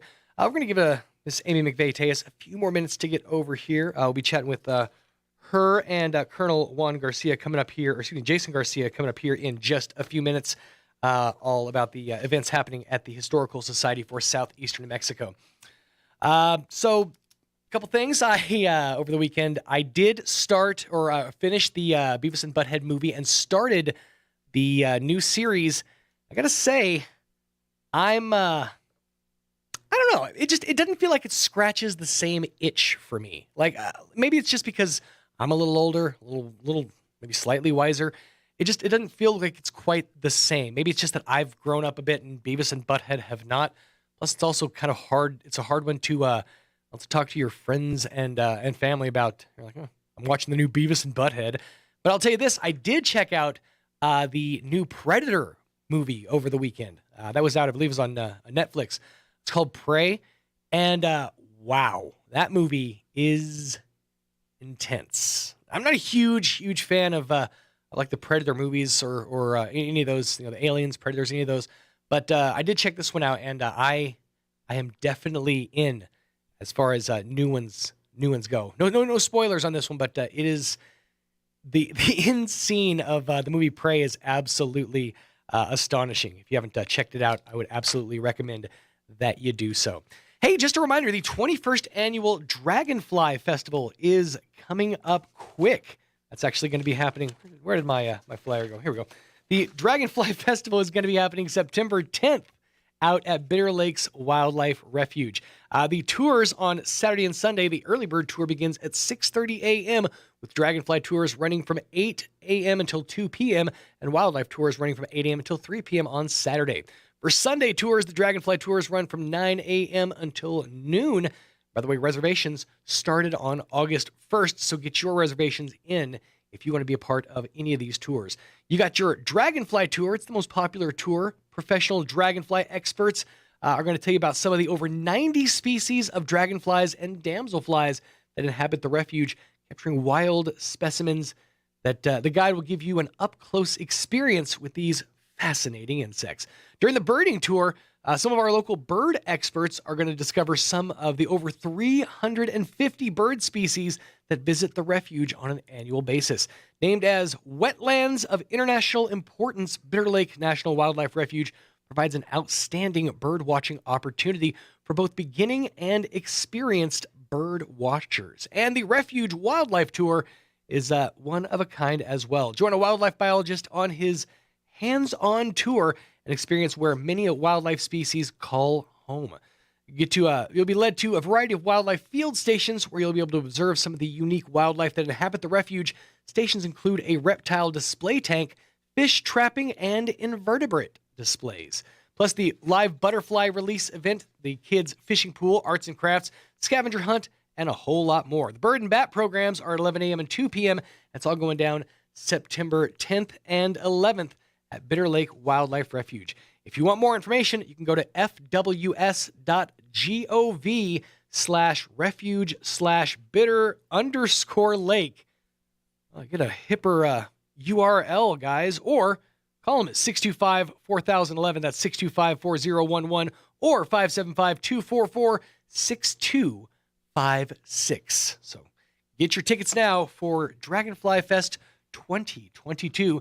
It's fast approaching, coming up to Bitter Lakes National Wildlife Refuge on Saturday and Sunday, September 10th and the 11th. All right, so I stumbled on this story a few minutes ago. I'm a morning radio guy, so I love coffee. Coffee is hot bean water. It stands the test of time. There's not a lot that that you can do to mess it up for me, but folks online are looking to up the quality of their cup. And if you're sick of the same old cup of coffee, here's a few easy hacks. And if somebody asks you where you learned about these, look them dead in the eye and you go, TikTok taught me. Stronger iced coffee. If you're tired of, iced coffee being a little weak, here's what you do. Freeze coffee itself. You brew some coffee, you freeze it overnight. Then pop those bad boys in your iced coffee. Boom, you're strengthening your coffee's flavor, not weakening it by watering it down. If you want instant espresso, you just mix a bunch of instant coffee with a tiny bit of water. One popular video says to use 1 heaping teaspoon per ounce of water. That's around 8 times stronger than a normal cup of instant coffee. So if you're looking for that instant boost in your caffeine experience, just do it with a little instant coffee. Or you can go with Proffee. What's Proffee, you ask? Well, Proffee is protein coffee. Instead of adding creamer to your coffee, you just mix in protein. Or just add coffee when you make a protein shake in a blender. That sounds disgusting, I'm not going to lie. Or you can also make homemade cold brew ice cream. It's actually not hard to make. You just mix up a bunch of whipping cream and condensed milk, then a little cocoa powder, a few tablespoons of cold coffee. You mix it all together and toss it in the freezer overnight. Boom! Cold brew ice cream. See? Who says morning radio doesn't do something for you? We're still waiting for Miss Amy to arrive. Hopefully they'll be here in the very near future, next couple minutes. Let's take a quick pause and get you up to date with your local news. Now for a Pecos Valley News update, I'm Jared Sorello. The city of Roswell will host a tourism talk on Tuesday with the goal of providing helpful information to local lodging establishment operators who need to submit every month the lodger's tax and convention center fees that they collect from their customers. The meeting will be in the large conference room at City Hall from noon to 1 p.m. on Tuesday. The city planning to hold similar talks each month. Also in Roswell, police are asking for your help in finding an elderly woman who has been missing since Sunday. Janelle Bryant was last seen in the area of West Hobbs Street and South Union Avenue in Roswell at about 3 p.m. Sunday. She was reported missing by her son, whom she lives with in the area, after he discovered she had wandered off. Bryant may not be able to take care of herself, putting her safety at risk. If you know anything or have any information that could be helpful, please call Roswell Police at 575-624-6770. You're up to date. I'm Jared Sorello. Here's a Mornings with Mike Winters fun fact. Linen can absorb up to 20 times its weight in moisture before it feels damp. Now, you don't have to get up in the middle of the night to go to the bathroom anymore. Here's Mike Winters. And good morning, 22 minutes after 8 o'clock. And by the way, if you miss any portion of today's program, you can always go back and check it out in its entirety at ksvptv.com. Just click on the Mornings with Mike Winters tab. There you can see the show in its entirety. And by the way, after once Tanner gets things pieced up here in just a bit, he'll have those up for you over on the Facebook page as well. Just head to Facebook and search for 106.5 Roswell's Talk FM, and then maybe you can check those out piecemeal a la carte style. Hey Tanner, why don't you come in here since we're chewing the clock a little bit? Just why don't you wander in? It's been a minute actually since you've graced our presence. You had a week off. Now, in fairness, you were pretty much everywhere for the Eddy County Fair. You were like the point man as far as video goes for the Eddy County Fair, correct? Oh yeah, we did good. Yeah, you guys. I mean, the numbers were great. The shots were fantastic. People checking out Sean Short's. I think I'm up to like 7 views now. So that's big good numbers. 7 people. That's right. But it was a tough week. So you took a week off. Got to relax a little bit. Did you do anything fun? No, I just got my own personal stuff done. Nice. Well, it's a never-ending list. So. Now, what is your side thing? Like, what do you do in your spare time? Well, I live alone in my house, so I've got to take care of house stuff. Sure. I do my own live streaming. Okay. I do my own video like projects. Twitch or? I don't like Twitch because they take a good percentage. Do they? Yeah. Thinking about starting a Patreon eventually. Okay. But right now I'm just doing it as a side thing, just for fun. Nice. Let's see. I run a business for the most part because we have 2 rent houses.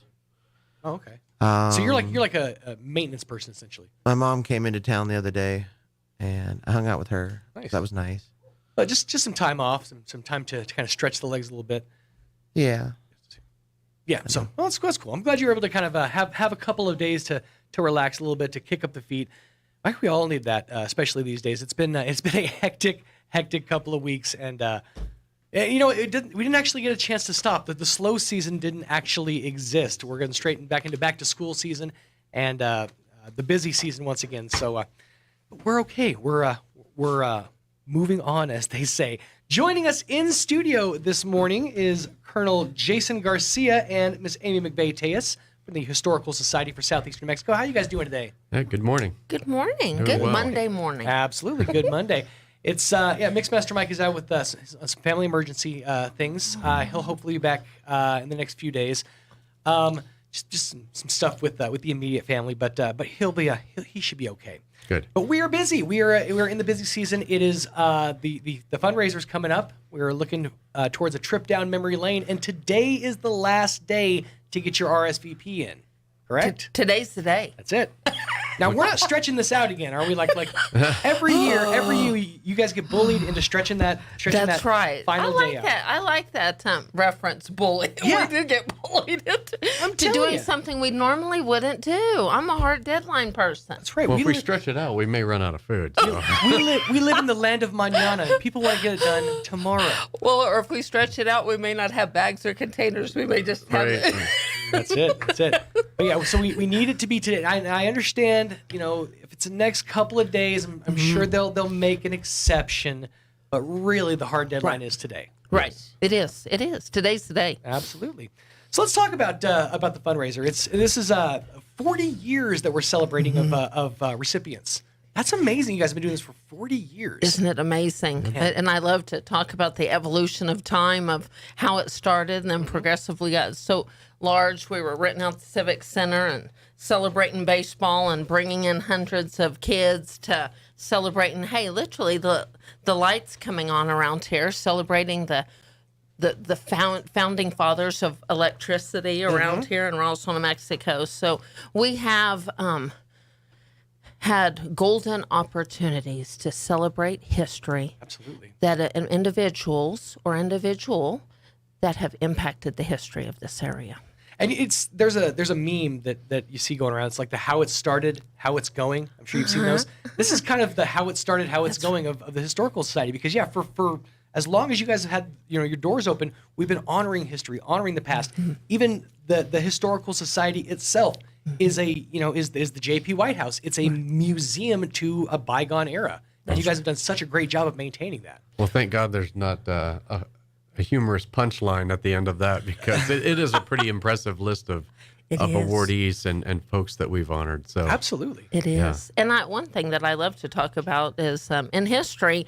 I mean, our job is to talk about the past, but I'm really excited to talk about the future. Yes, and what the next 40 years look like. Well, that's been our challenge is paring it down to a specific person or group of people each year. There's so many deserving folks out there, but it's difficult. It really is. And that's something that I like the fact that you're focused on the future and moving forward, but we can't do that unless we have working facilities, unless we have a good roof, unless we have a good point. Oh man, it takes a lot of money to run that archive facility, to keep things up to code over there. So these are things that these fundraisers absolutely scratch that itch.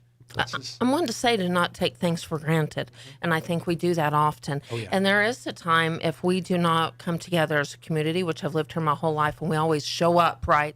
May show up late, or may show up right, but we show up. But there is a time that, people may not want to speak of it. There's a time that the museum could be closed and we could still try to celebrate history. So we do not need to take things for granted, and we're not done doing what we need to do, right, Jace? Well, we are not. We're never done. The property has lots of projects that we need to address. But we do need your support. Yes, if you're we can listening, only do that with the donations. And if you're listening, and we say it, we've said it again, and I'll continue saying it, every penny counts. If you can't afford a dinner for one reason or another, drive through and drop off change. Yeah. If you've purchased a dinner and you could pay it forward, give us a call. Rick Kraft, if you're listening, I got a message last night late. We're out of town. How can we help? So they're showing up to help, even though they're not there. Awesome. They're going to send a donation. We're going to pay it forward because that's the right thing to do. Absolutely. And we're going to have somebody. I was trying to already. Jason knows how I work. I'm trying to think. Okay, the Rick Kraft. How can I pay it forward? But we will. We're paying it forward to people that have never been able, for one reason or another, to enjoy these deals. Sure. Enjoy these fun fundraisers. It's an awesome concept too, and it's something that it's fun. You look at COVID. There's not a lot of good that came out of the Rona, but one of the good things that actually came out of COVID was us discovering the concept of the drive-through fundraiser. It works so well. It seems that people seem to like it a lot more. They don't have to get all dressed up and gussied up. They can just come as they are. Right. It's less pressure on us, the donator. Well, you should see how many people drive through in their button-up shirt and tie, and then they're wearing sweatpants and sandals. Right? The typical Zoom. That's Zoom right. Uniform. Attire. Yes. Absolutely. But it is a lot of fun, and I'm proud to say this is a well-oiled engine. We're doing this right, and we do have a lot of fun. Somebody said, "Why in the world are you still doing it?" Are you kidding me? We have a lot of fun. Yeah. I don't know if Mike Winters is going to wear his fishnets this time or not. We're working on it. We're okay. We're working on different costumery. I know somebody's listening, and we really technically haven't had a challenge for this event, but we kind of do. Uh-oh. But timing is everything. So if you're listening, let's work on this specific challenge. I know you're listening, Gary. I know you are. Okay. So we need a challenge, and it's a lot of fun. We want to have fun. And by the way, if people didn't listen last time, Tina Williams will be part of Hot Club on the Pecos will be there. Okay. And her Golden Soul will be there. Will be there hanging out. So we'll have some music to enjoy while you're listening. And I want to say thank you to Gene Dow and Mike and I. We sat down to really try to get an idea of some fun entertainment through your amazing station to watch online. So you can go home and watch some films. KSVPTV.com is going to be involved. We're going to be doing, I believe, a video presentation there through KSVP TV, so you can actually check that out. And the beauty of that is you can check that out whether you paid for the ticket or you didn't pay for the ticket. Oh, that's cool. There are golden opportunities. It's a great chance to be a part of history. But why would you want to jump into that history of southeastern New Mexico without delicious peppers right in front of you? There you go. I mean, that's what it's all about. So the whole event starts out.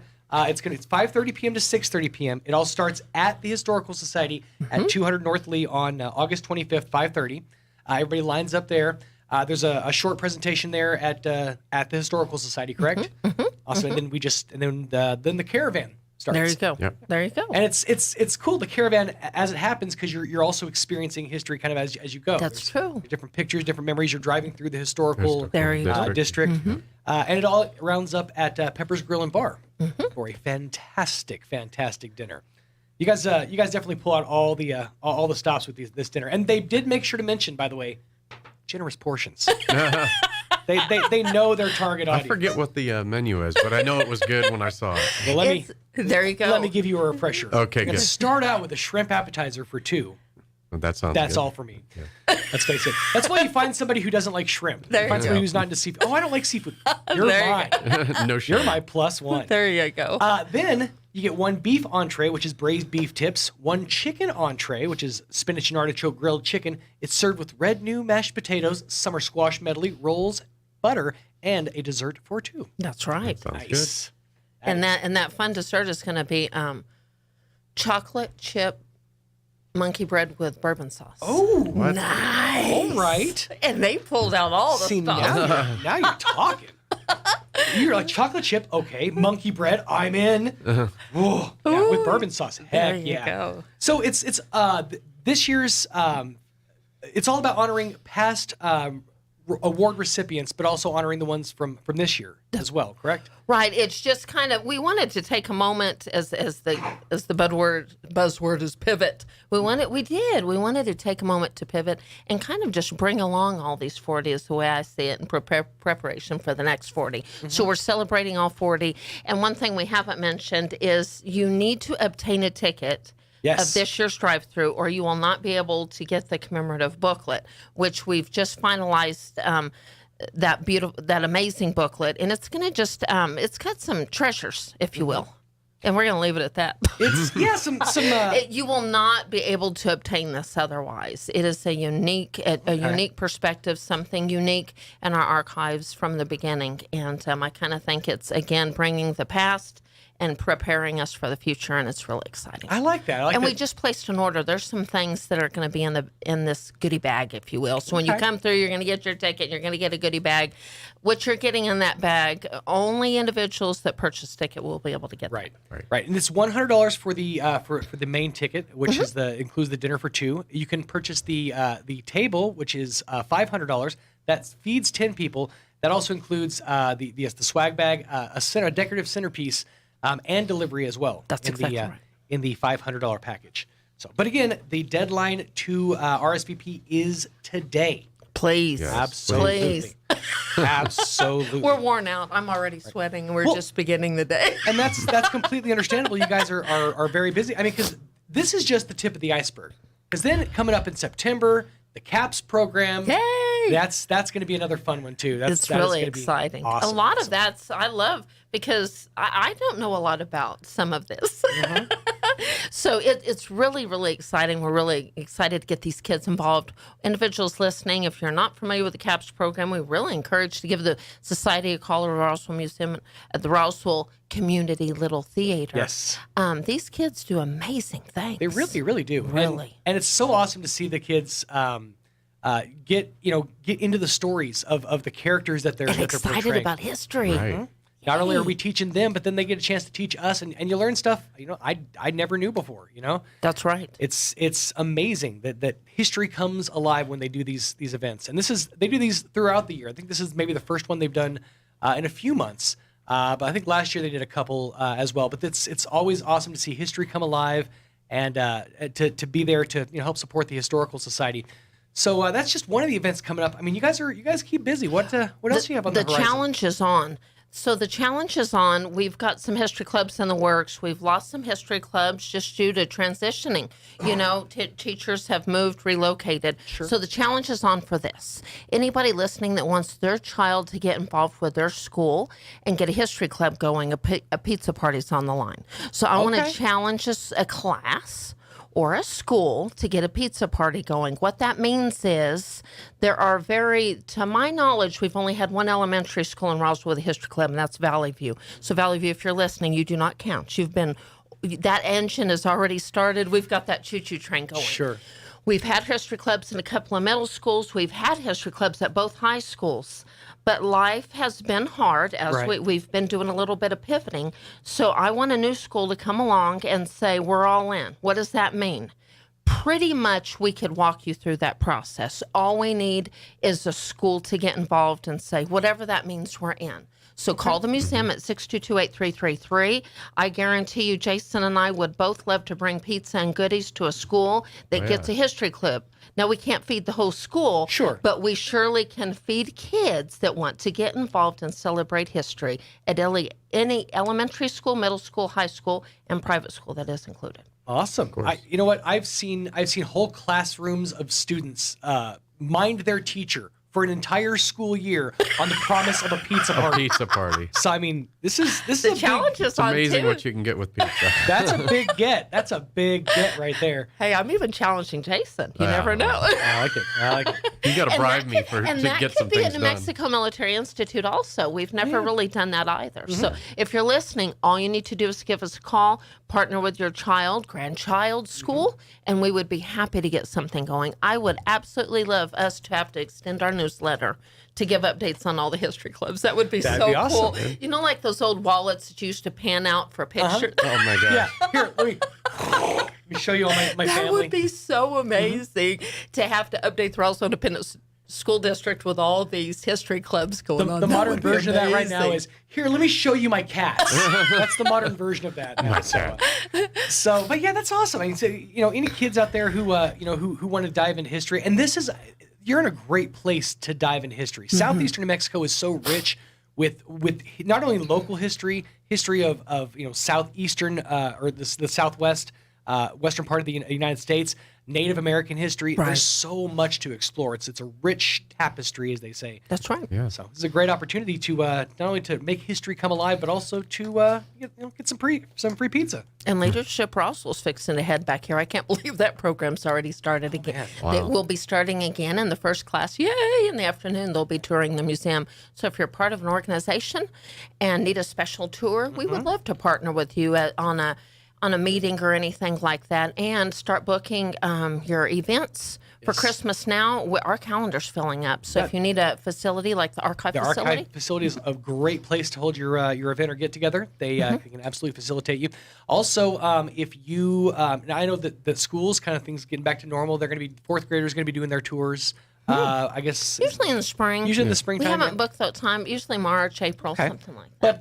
But if you're a private organization, if you're a group, church, youth group or something like that, and you want to do really cool. Do a tour, you can absolutely do private tours. That's not a problem. And Jason's always coming up with fun mystery things or whatever. So maybe they could do a night tour. We did or a scavenger hunt. A scavenger hunt would be awesome in the JP White House because there's so much to explore. The other thing that would be cool is an escape room. Oh, I got it. So the escape rooms are real big. Like if you did around Halloween, if you did a murder mystery inside the JP White House, I think that'd be kind of fun. I know there's parts of the house that we can't really access that we don't touch. That's right.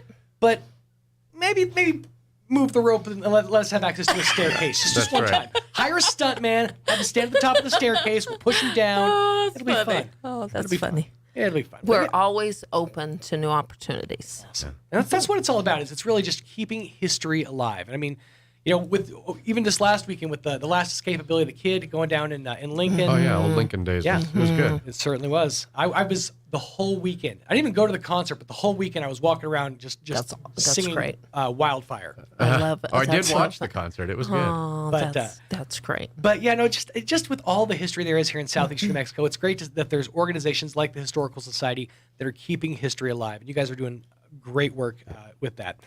So again, it's all going down August 25th. That's a Thursday, and it's a drive-through event from 5:30 to 6:30, starting at the Historical Society. It ends up at Pepper's Grill and Bar. The menu's fantastic. It's a great chance to do something to give back to the community, and also, have a great time. Mm-hmm. It's a blast. A chance to see. Rub elbows with folks here in Roswell. You never know who's going to show up. That's true. And the cloud on Facebook afterwards when you get to post up the pictures.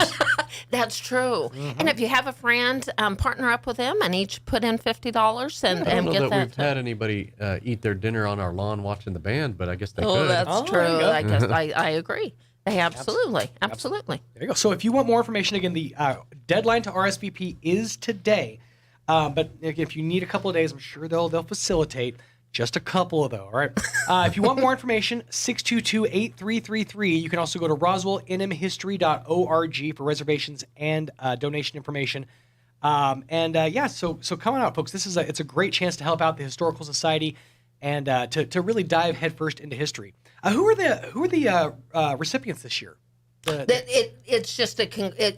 This year is celebrating the last 40. Okay. That's exactly right. The last 40. Gotcha. Okay, so this year we're taking a second there you to go. Celebrate everybody. That's right. Next year we'll kickstart the next 40. Yes. I like it. And the list is long and distinguished. Well, like I said, it's difficult to just pick one. It's so hard. I understand. Well, I was looking at this list too. I think that's why, like, towards the end, we started getting to the dairy industry of Chavez County, restaurants of Roswell past and present, because there's a lot that covers, That's right. And so, so that's what we do. I really like those type of events, though, because it's kind of a time to celebrate in the beginning and the evolution of where we've come. And then again, we can't, as the Historical Society celebrates history, we still are excited about the future. I always say this, I believe it, the best is yet to come. We just need help. Right. We need support. And Roswell's amazing to show up, come together, work together for the good. That's what it's all about.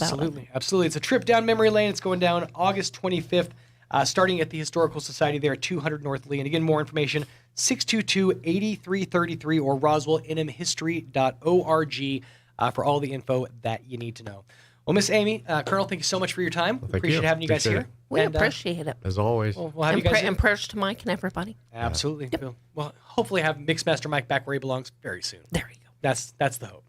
16 minutes away from 9 o'clock. Let's take a quick pause and get you up to date with some local weather. I'm meteorologist Steve Hamilton with your Pecos Valley weather. Sunshine for most of the day, but we do have enough moist air to get a few showers or thunderstorms going this afternoon. Our high today in the mid-90s.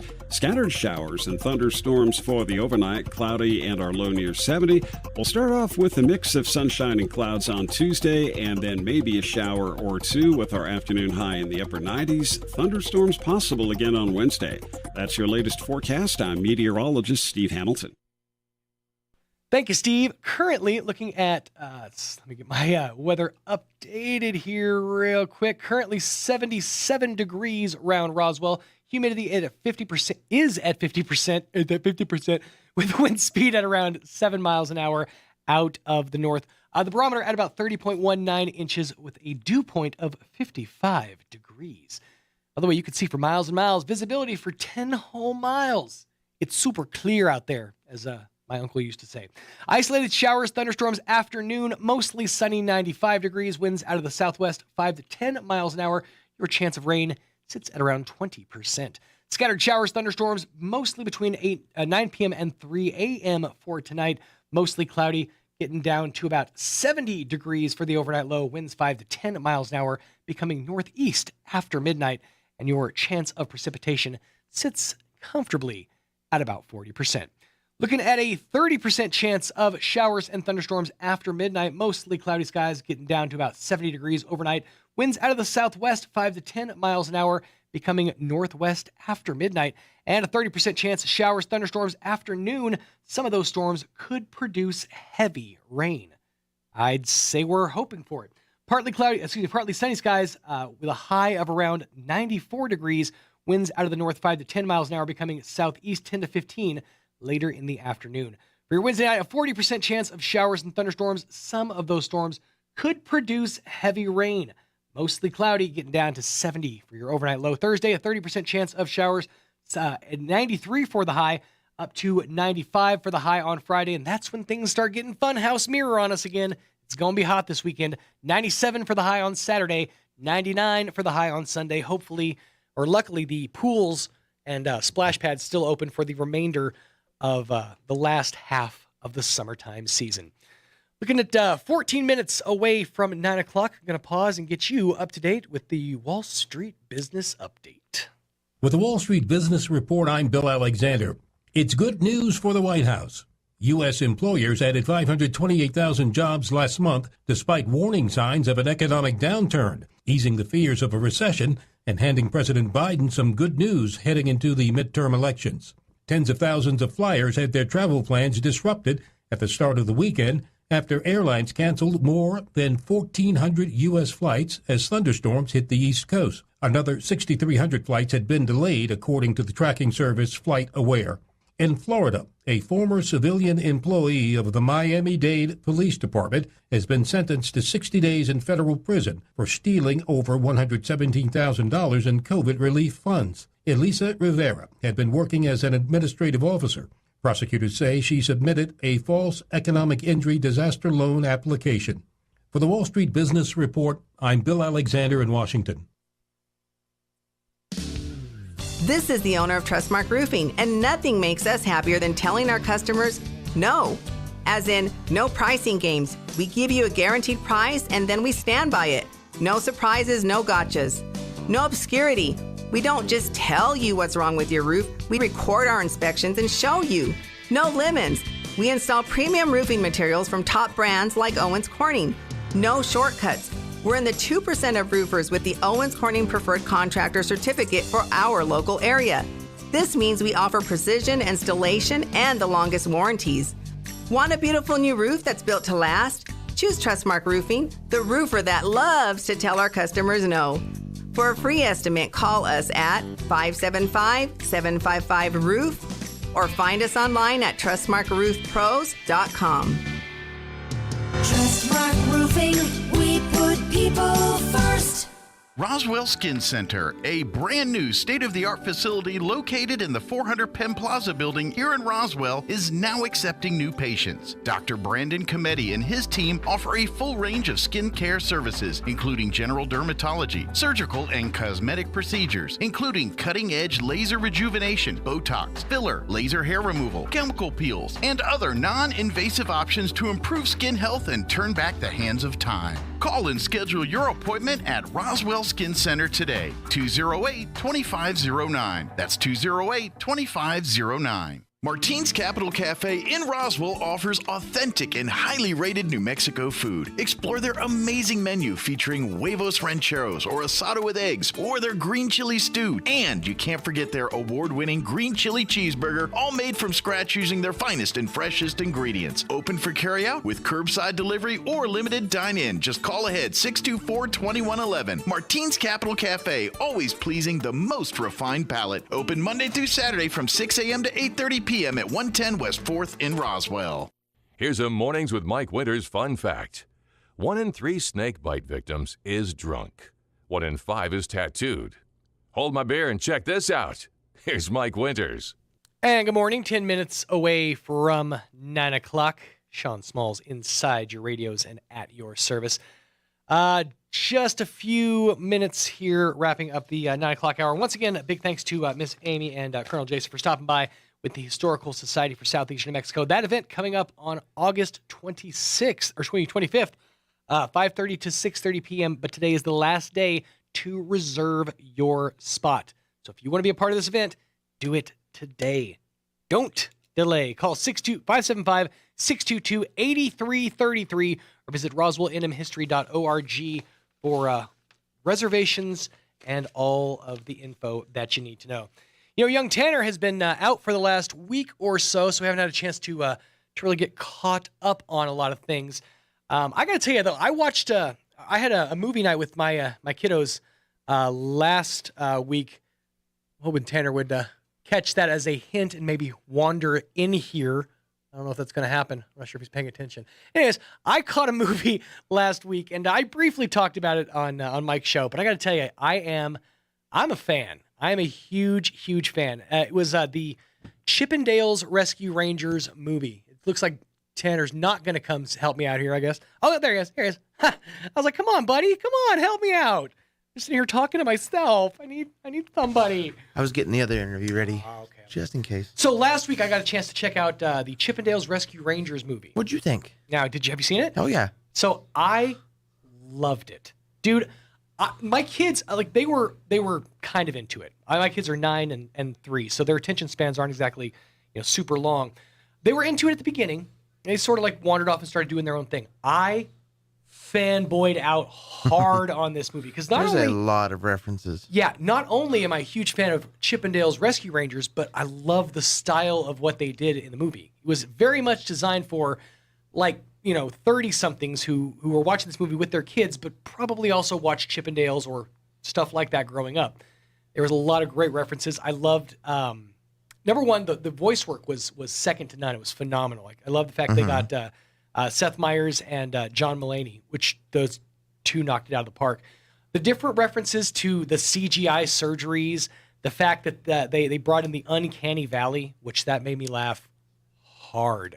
The in references to Seth Rogen, they brought in the Seth Rogen laugh. I mean, the fact that, and this was the other thing that it felt very much like the Roger Rabbit of our generation. I think that's what it's supposed to be. Let me explain, because this movie, if you go back and look at Roger Rabbit, back in the day, Who Framed Roger Rabbit, it's one of the few movies of that time that feature both Disney and Warner Brothers characters. And that's incredibly rare. That never happens because those two, they don't play in the same park usually. But the fact that you were seeing Looney Tunes at one point, there was Looney Tunes in the freezers, like Looney Tunes Frozen Dinner or something like that. Or I think at one point they showed a steam room, and Randy from South Park was catching a steam in the steam room, which I thought was great. That's fantastic. All these different inroads and references, who do they know? Who produced this movie? I want to know who produced it, because they did an amazing job. And I'm assuming there's going to be a sequel. I don't know. They didn't exactly leave it open-ended, but yeah, it's pretty closed. But there could be, though. The amount of references they worked in, I feel like they have to do another one just to see how much more they could shoehorn in. The fact they worked in Ugly Sonic and his human teeth, that was so good. It was just really well done. But yeah, I went in not expecting much, and then because I hadn't seen the preview either. That's the other thing. I didn't see the trailer for it because I wanted to It's usually best. Yeah, I wanted to go in blind. It was going to be that or Lightyear. I still haven't checked out Lightyear. I've heard good things about that too. Is it already on Disney Plus? Yeah. Wow. Yeah, it just came out. And that's fast. Then I checked out another movie over the weekend, Prey. Which, have you seen that? No. Seen any trailers for that? It's the new Predator. Okay. Yeah. So it's set basically in an Indian reservation, essentially. It's like native lands and stuff. And it's the story they tell is absolutely amazing. The cinematography, the CGI is phenomenal. It's definitely one to check. I think it's on Netflix. I could be wrong on that. I'm not totally sure. I'll find it. Yeah, but it's definitely worth checking out. So that one, wrap that one up. I started a rewatch of Arrested Development. Have you ever seen that? Oh no, I have not. See, that's one that I think someone with a sensibility of somebody who likes a Chippendale's Rescue Rangers would enjoy that series, because there's a lot of references, a lot of jokes that blink and you miss jokes, a lot of visual jokes, a lot of stuff that's callback jokes to stuff that's mentioned in the show. What genre would you consider that? Absurdist comedy. Kind of like The Office. Kind of. Parks and Rec. Parks and Rec a little bit. I would say it's in that vein, except for maybe more absurd. So I'll give you an example. In the first season, I don't think this is too much of a spoiler. Lucille is the matriarch of the family. Okay. Mm-hmm. Her son Buster, kind of a mama's boy. He's super into mom. He calls her mother. He's one of those guys. He joins the army. He joins army to get away from mother. And when he joins army, he's on a boat and he falls overboard on this boat, and he gets his hand bitten off by a loose seal. So in an effort to get away from Lucille, a loose seal bit his hand off. That's the kind of absurdist humor that is in, Arrested Development. Another great example. There's a character, I think it's in season 3, and it's what's his name? Who played Scott Baio? Scott Baio is the guy who plays this character. He's a lawyer. Okay, and the lawyer's name is Bob Loblaw. Blah blah blah. His name is Bob Loblaw. He's also got a law blog. That's the Bob Loblaw law blog. Oh my God. And if he drops a bombshell on you, that's a Bob Loblaw law bomb. Mm-hmm. Se habla español. It's fun to say. So there's a lot of those kinds of jokes in Arrested Development. There's a whole run of like James Bond style parody where basically the family thinks they're being taken down by a British syndicate, and it turns out that Michael's actually just interested in a girl with special needs. You can't tell that she has special needs because she has a British accent and she's pretty. There's a lot of stuff like that in this show that just kind of like, I shouldn't laugh at that, but I'm really going to. The little frog thing? Oh yeah, you haven't seen this yet? No. So this Nook is new. Yeah, Nook from Asian Market came by last week and brought this as a present for the studio. So it's just I just wanted to make cricket sounds. Little frog, but it can make cricket sounds. I think it's 2 different tones. So if you go thick, it's where you hold it. Because Mike said if you hold it here, it makes one tone. But then if you hold it back here, it makes a different tone. Is it called anything specifically? No, I don't think it is. Or is it just frog, chirping frog? Chirping frog, I guess. Chirp frog. I don't know. It's very peaceful. It's nice to kind of... It needs to be on this side. Yeah, I agree. But so that we can fill the dead air with nice, peaceful frog just peaceful noise. cricket noises. On a day like today, we could definitely use some peaceful cricket noises. All this, by the way, sprang up from yesterday. Like, none of this was planned. I wouldn't plan on being here in this chair. Things just sort of went a little crazy. So we pivot and we move on. By the way, coming up next hour, make sure to join us in the 9 o'clock hour. We'll be sitting down talking with the folks from the Paletta Bar. Their grand opening is this Friday. So get ready for some great specials. They're going to have all kinds of giveaways out there as well. And this is just a great chance to meet a new business here in our community. We've been getting a lot of attention from different businesses around the area, from your Bahama Bucks to your Texas Roadhouses. It's just another great opportunity to welcome another service here in our area. So get ready for the Paletta Bar. We'll be chatting with them, hopefully coming up in the 9 o'clock hour. Plus, of course, all your other hourly features as well. We'll dive into that here in just a few minutes. And don't forget, folks, always check us out at ksvptv.com for all the stuff that you missed, including all the stuff from the Eddy County Fair, the upcoming Eastern New Mexico State Fair, as well as your Roswell Coyotes and Goddard Rockets football season. You know where to find it? ksvptv.com. Keep it locked right here on 106.5 Roswell's Talk FM. Your home for Sean Hannity in Roswell. 106.5 Roswell's Talk FM, KEND, Roswell, New Mexico. News this hour from townhall.com. I'm Rich Thomason. The Democrats' $740 billion tax and spend bill has cleared its first congressional hurdle. The 50-50 Senate passed the so-called Inflation Reduction Act, with Vice President Harris casting the tie-breaking vote. Republicans united in opposition to the bill, which analysts say will do nothing to ease inflation.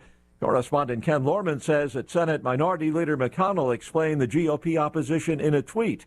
McConnell writing that Americans' priorities are crystal clear: inflation, the economy, crime, and the border. His tweet continued, quote, "But not one Senate Democrat would agree to take one dime out of their Green New Deal nonsense to cut inflation, fight crime, or secure the border." The House to take up the bill on Friday.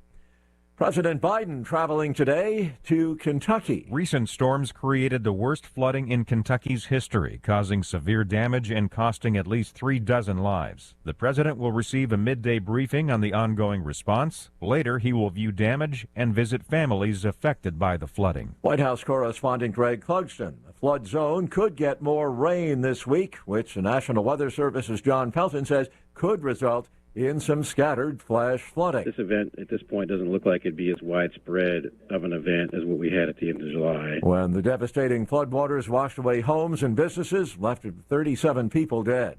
The guns have fallen silent. A fragile ceasefire between Israel and Islamic Jihad is holding.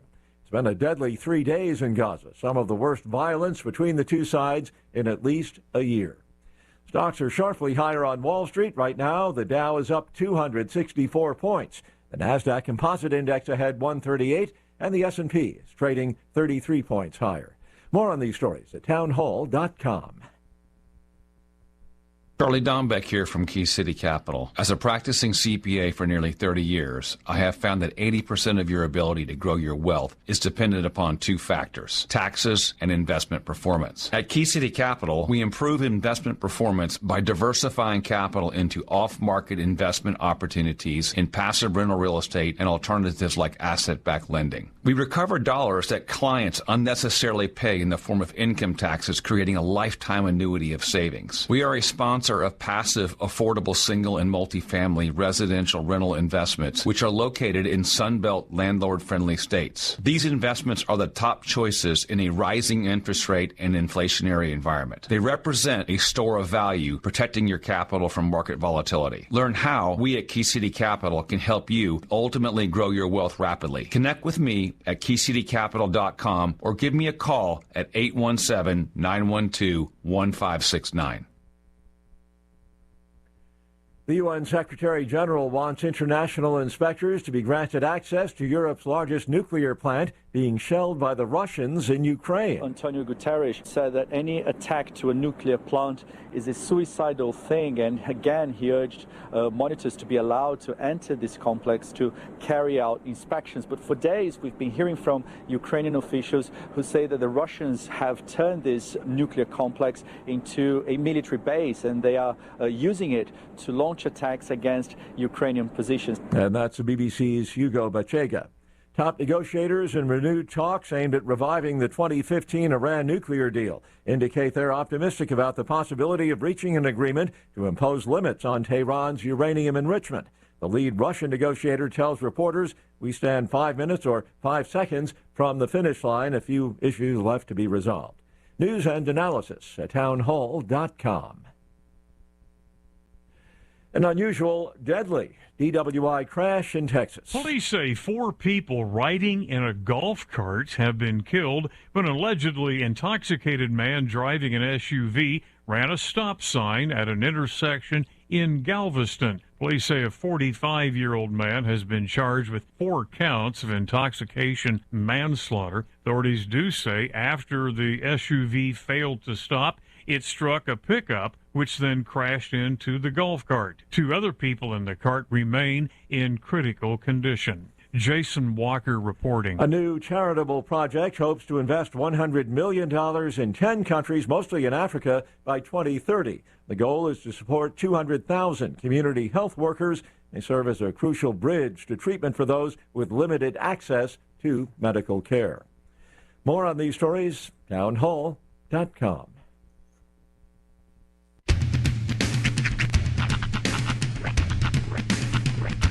What in the wide world of sports is going on here? I promise you, whatever scum did this, not one man on this force will rest for 1 minute until he's behind bars. Now let's grab a bite to eat. Yeah, come on. I feel the hot wind on my shoulder and the touch of a world that is older. I hit the switch and check the number. I leave it on and then I slumber. I hear the rhythm ringing through it. Flamenco guitar and cumbia music. I hear the talking of the DJ. The travel listen, what does he say? I'm on a Mexican radio. I'm on a Mexican radio. Broadcasting live from high atop the J.P. White Building in downtown Roswell, New Mexico. It's Mornings with Mike Winters on 106.5 Roswell's Talk FM. Is that what I sound like when I talk? Now, here's your host, Mike Winters.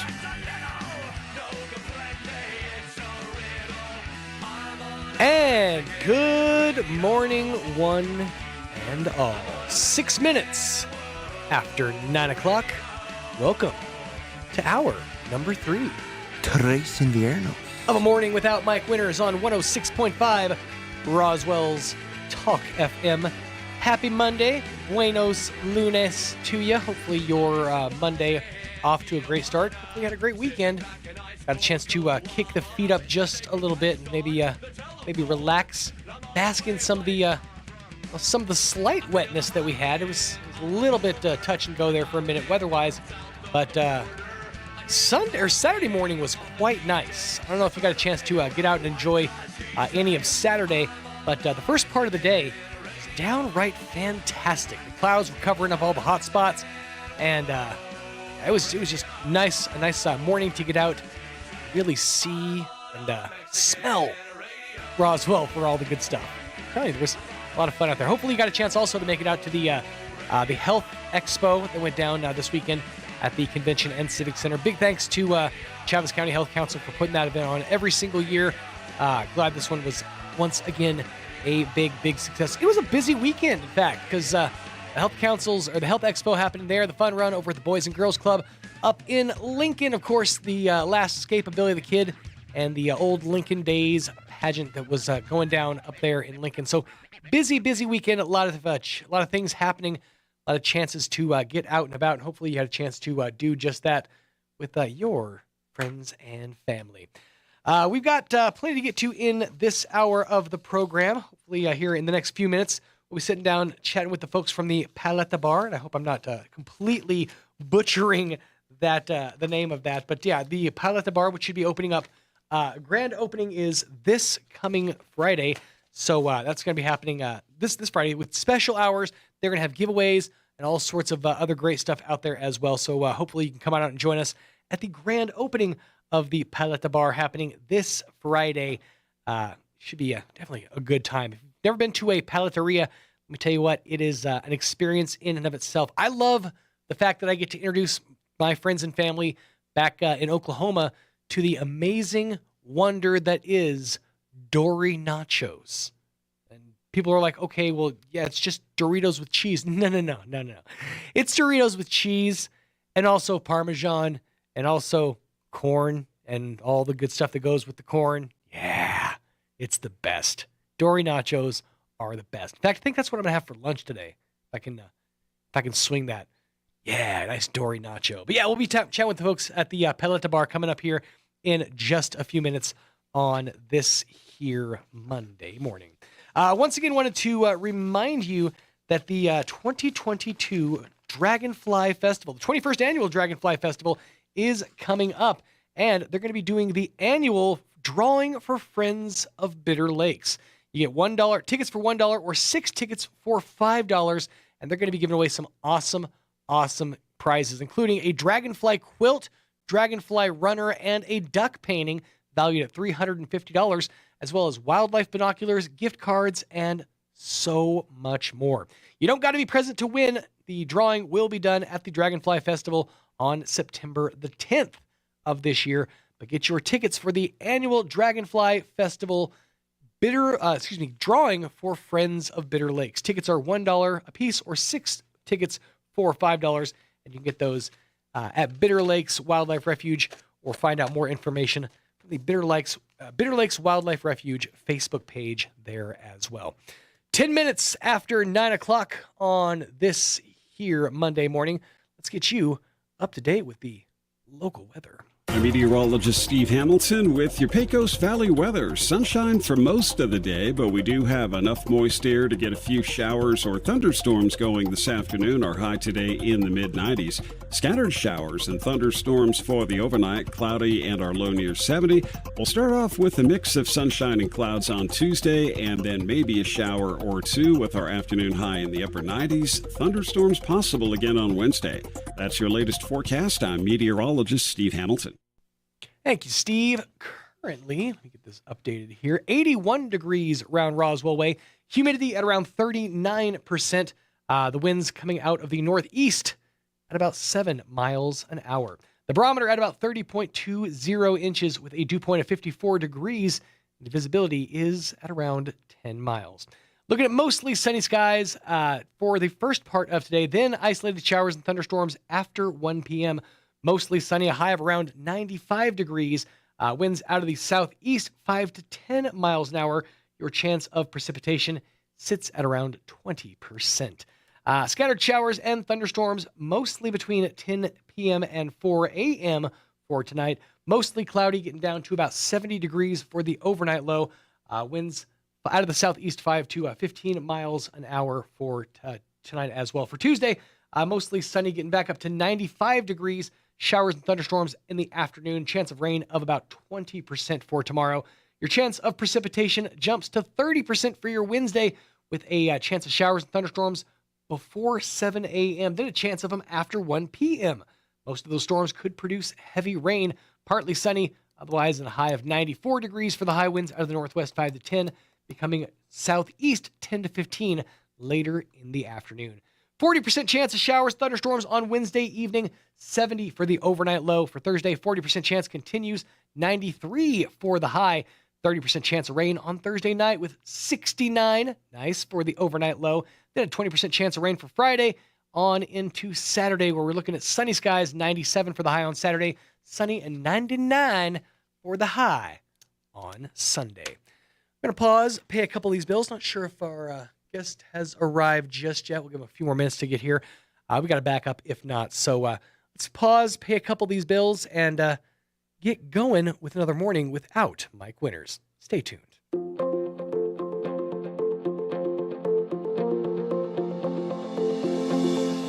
I've heard it said, speaking my mind is easy, speaking it tactfully, not so much. Hi, this is Pastor Troy and Julie Smotherman for The Joy of Marriage. Proverbs 15:15 says, a gentle answer deflects anger, but harsh words make tempers flare.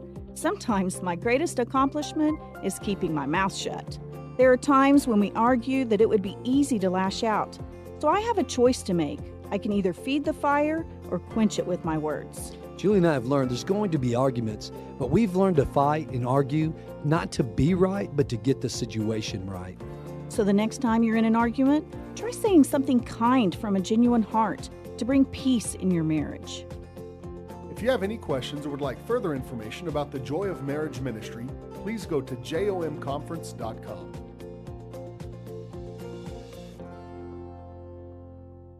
Innovation, service, integrity, and knowledge. J.S. Ward and Son Insurance Agency. Auto and home, life and health, personal and commercial. Bonds too, since 1925. We have the coverage for you. Innovation, service, integrity, and knowledge. J.S. Ward and Son Insurance Agency. Summer is here, and it's the perfect time for you to get those wisdom teeth taken care of. Hi, I'm Dr. Sarah Usher with Carabelli Dental. Our experienced dental team is here to provide you the best comfort with sedation dentistry. Wisdom teeth removal can be very intimidating, but not when you're in our office with the experts on your side. We know you want to get to that summer fun, but first, let us get you in tip-top shape. Call us, and our team will help you set up your appointment for wisdom teeth removal. Come see the team at Carabelli Dental in Roswell, or call 622-4455. Here's a Mornings with Mike Winters fun fact.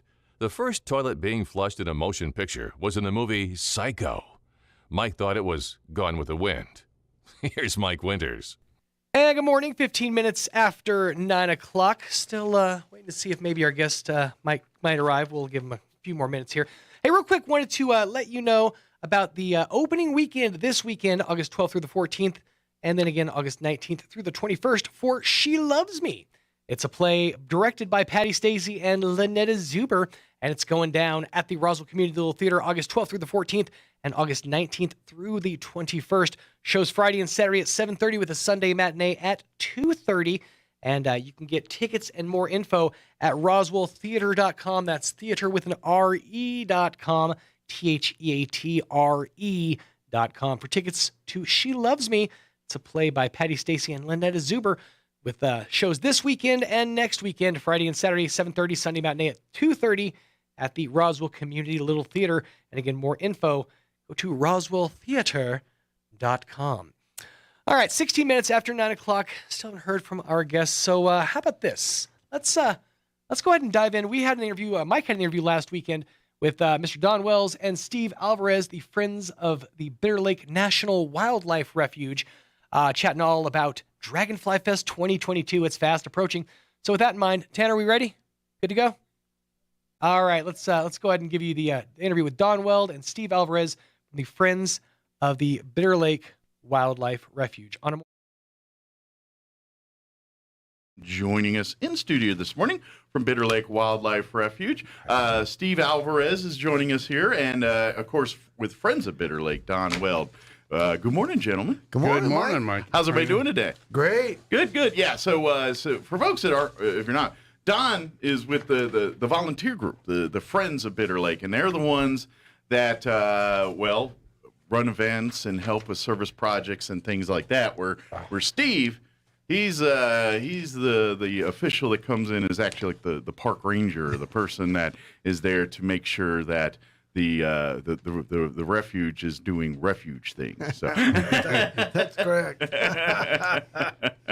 So how's life out at the refuge this morning? It's been hot and dry. Yeah. Oh yeah. Yeah. Maybe. Well, did you get any moisture last night? I don't know. I'm checking. That's right. You haven't probably been out to the refuge. I haven't been to work yet, so I'm going to head out there. Hopefully. Well, what I'm hearing is it looks like the south end got a little less.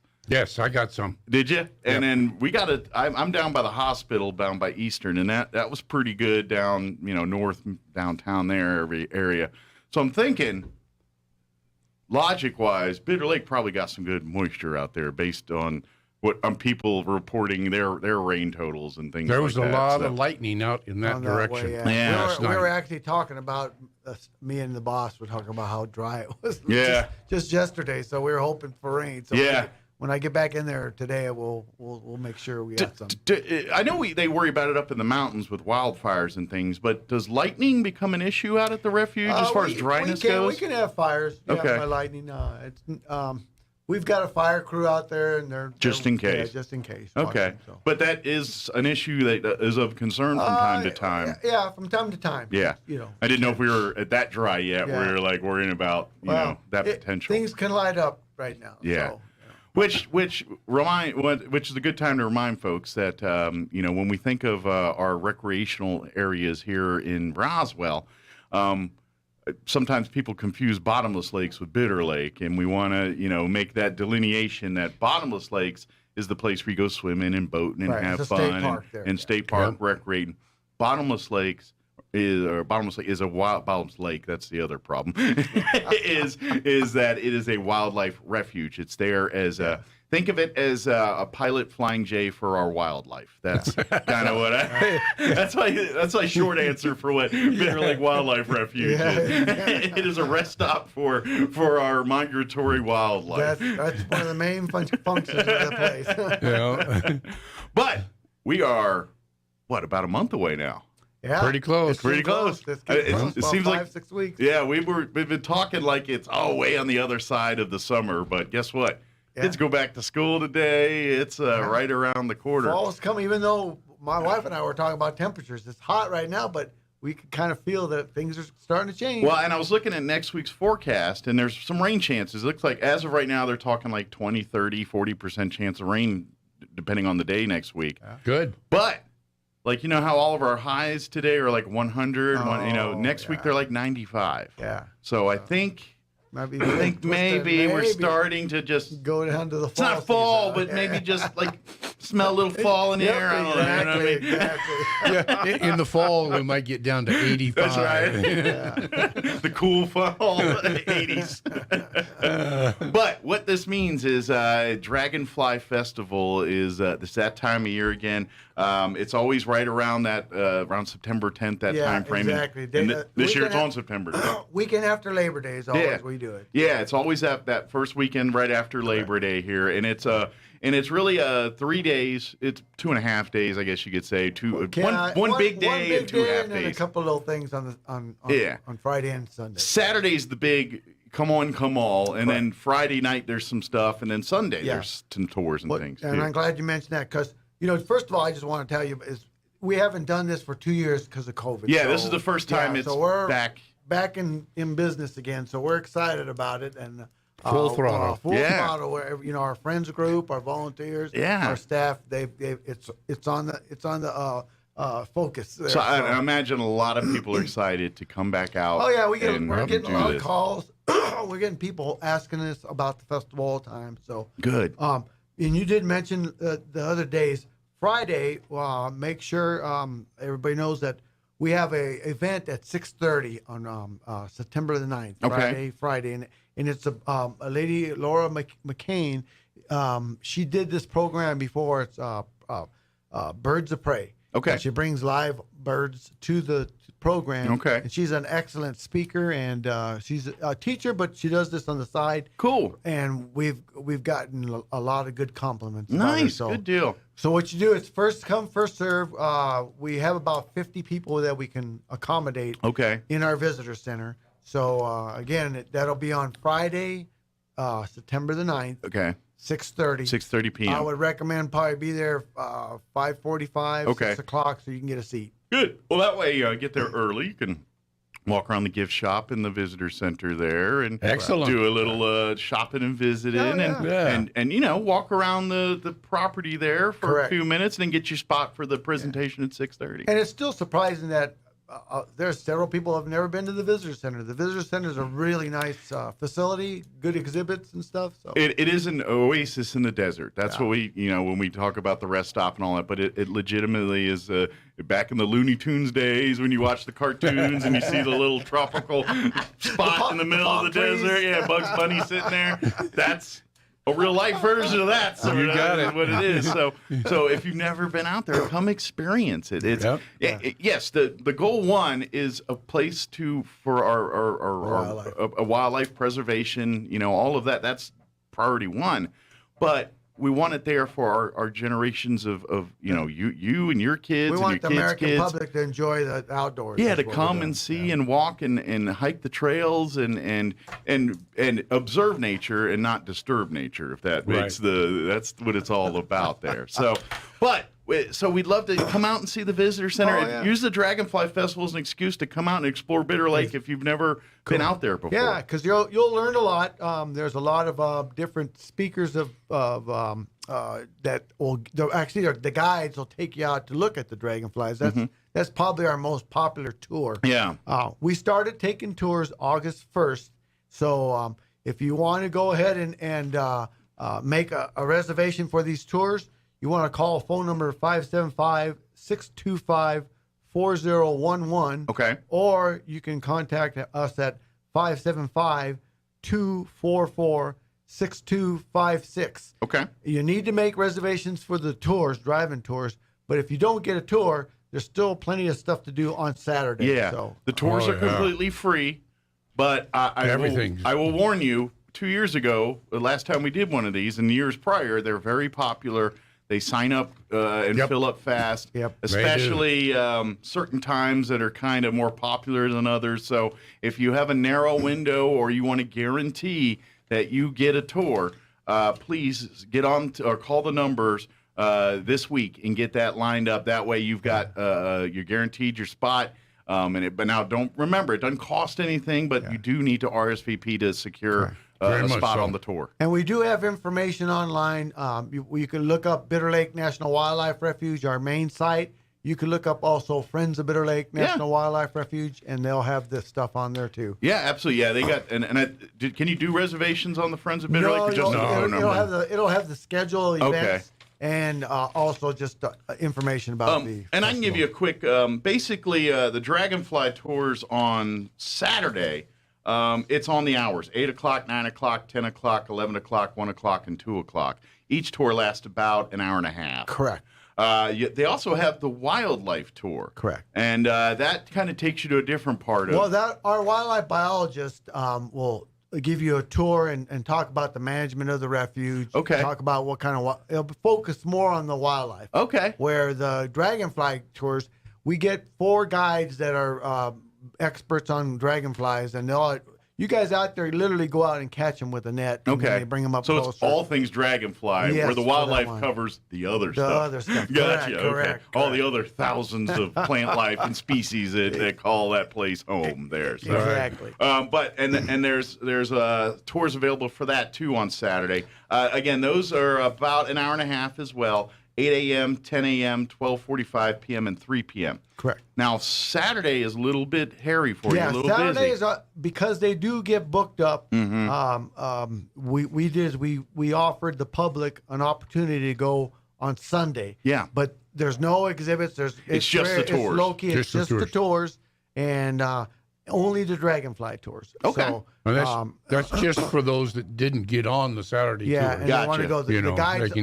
So if they fill up there on Saturday, and you can sign up for the Sunday tours. Correct. Again, same length, 9 o'clock, 10 a.m., 10 a.m., and noon on Sunday. Yeah, there's just 3 of them, but it's still, like I said, we'll get some of them get full because people are still talking to the guys and they want to learn about dragonflies. Well, yeah, and that's the idea is we want you to get interested and excited about that. So yeah, a big thing too is we've done a lot of promotion for kids, a lot of kid activities. Yeah, we have a arts and craft area where they're working on arts and craft right now. The volunteers, it could be making a little dragonfly or a bird feeder or whatever, but that goes on. It basically, most of the events on Saturday start from 9 to 4. Okay, so if you want to come out and participate in all the different activities and booths and things that are going to be there, 9 to 4 is going to be all that time. Yeah, so the kids can go out there, do some arts and crafts. We want to thank Game and Fish Department here in Roswell. They've been very helpful, and they partner up with us. They bring a fishing pole where the kids can actually catch either trout or cool. catfish. So they do bring the pool out to the refuge. I've seen it at other places. I didn't know if they brought it up to the refuge. They bring that there. There'll be archery range for the kids to shoot. Great. Are you going to do the BB gun this year? I think they'll have that too, the BB gun deal. So for you outdoorsmen out there or outdoors people in training here with the kids that want to experience some of that? Mostly for the kids. Yeah. We have live exhibits. Dexter Hatchery, the research center, will bring up some endangered fish for people to see. Oh, cool. They'll be in the visitor center. Several of our exhibitors will have live displays of certain animals. So really, it's like a peel back of the curtain of the wildlife in our area, and you get to learn and see and hands-on and get involved with it. And this is so close to Roswell. It is. There are not many refuges in the country that are this well situated to a community like Roswell. Yeah, so it's good. It's good. He's right. It is. It's. I'm telling you, for folks who've never been out there, it's a whole different world. Oh yeah. It's and for all those folks that always talk about nothing to do in town and this is, I was like, you're just not looking hard enough. The Bitter Lake and this. We're just talking dragonfly because that's the big event, but all year round there's stuff going on. The fall seasons are really good. If you get there in October, we get over 25,000 cranes. That'll be coming up right after snow geese. dragonfly. Yeah, the big migration is and it's really cool to see it early in the morning or in the evening. Yeah. Did you mention the early bird tour? No, we need to talk about the early bird tour. I missed that when I skipped it. That's at 6:30. Yeah, it's an early. Yes, and it's on birds. And it's a 2-hour. It's a 2-hour tour. Okay. We get lost on Gilligan's Island and all. Oh, cool. So if you're a bird lover or want to see some of the bird wildlife, they call the refuge home. We've got two of our volunteers that are like expert birders. They'll take you out into closed areas where we normally don't allow the public, and they drive around and basically bird watch. Nice. There's only one tour, so. That's going to fill up. One vehicle, one 15-passenger van. And that's Saturday morning, 6:30. Yeah, 6:30, 8:30 Saturday morning. And you got to sign up for that, too. Yeah. So, but you get a burrito, you'll be all right. Get a burrito and feed part of it to the animals when you're out there. Yeah. Don't do that. Steve's like, no. No, consume the burrito yourself. That's right. You got it. Hey, the other thing we want to push to is, which was popular. We did it 1 year. Is it 2 or 1 year, Don? I think 1 year. We released monarch butterflies. Oh, yeah. We have 200 monarch butterflies that are coming in from a breeder, and we let the kids. We'll have 3 stations on the refuge where kids will be assigned where to go, and it's more of a photo op with the parents, and the kid gets to put a monarch butterfly on its finger, get to hold it, and then they just release it. The monarch has a little tag on it, and it'll tell us. They can track it? Yeah, the migration. They can actually get online to track it where any information is, where it's at. Wow. So, but yeah, it's pretty cool to see. The kids love it. That is cool. Close, so yeah. Just out of curiosity, did they track some of the past ones? They have, but I haven't heard much information. Okay, I was just curious, how far do they get? Do they end up in a different state or something? They'll go. the monarchs, their migration path is all the way from from Canada going down all the way to Mexico. Wow. But it's I can not see that, birds doing it, but why butterflies? But the thing about monarchs is they don't do individual. It's generations. What they do is they go down. They go down.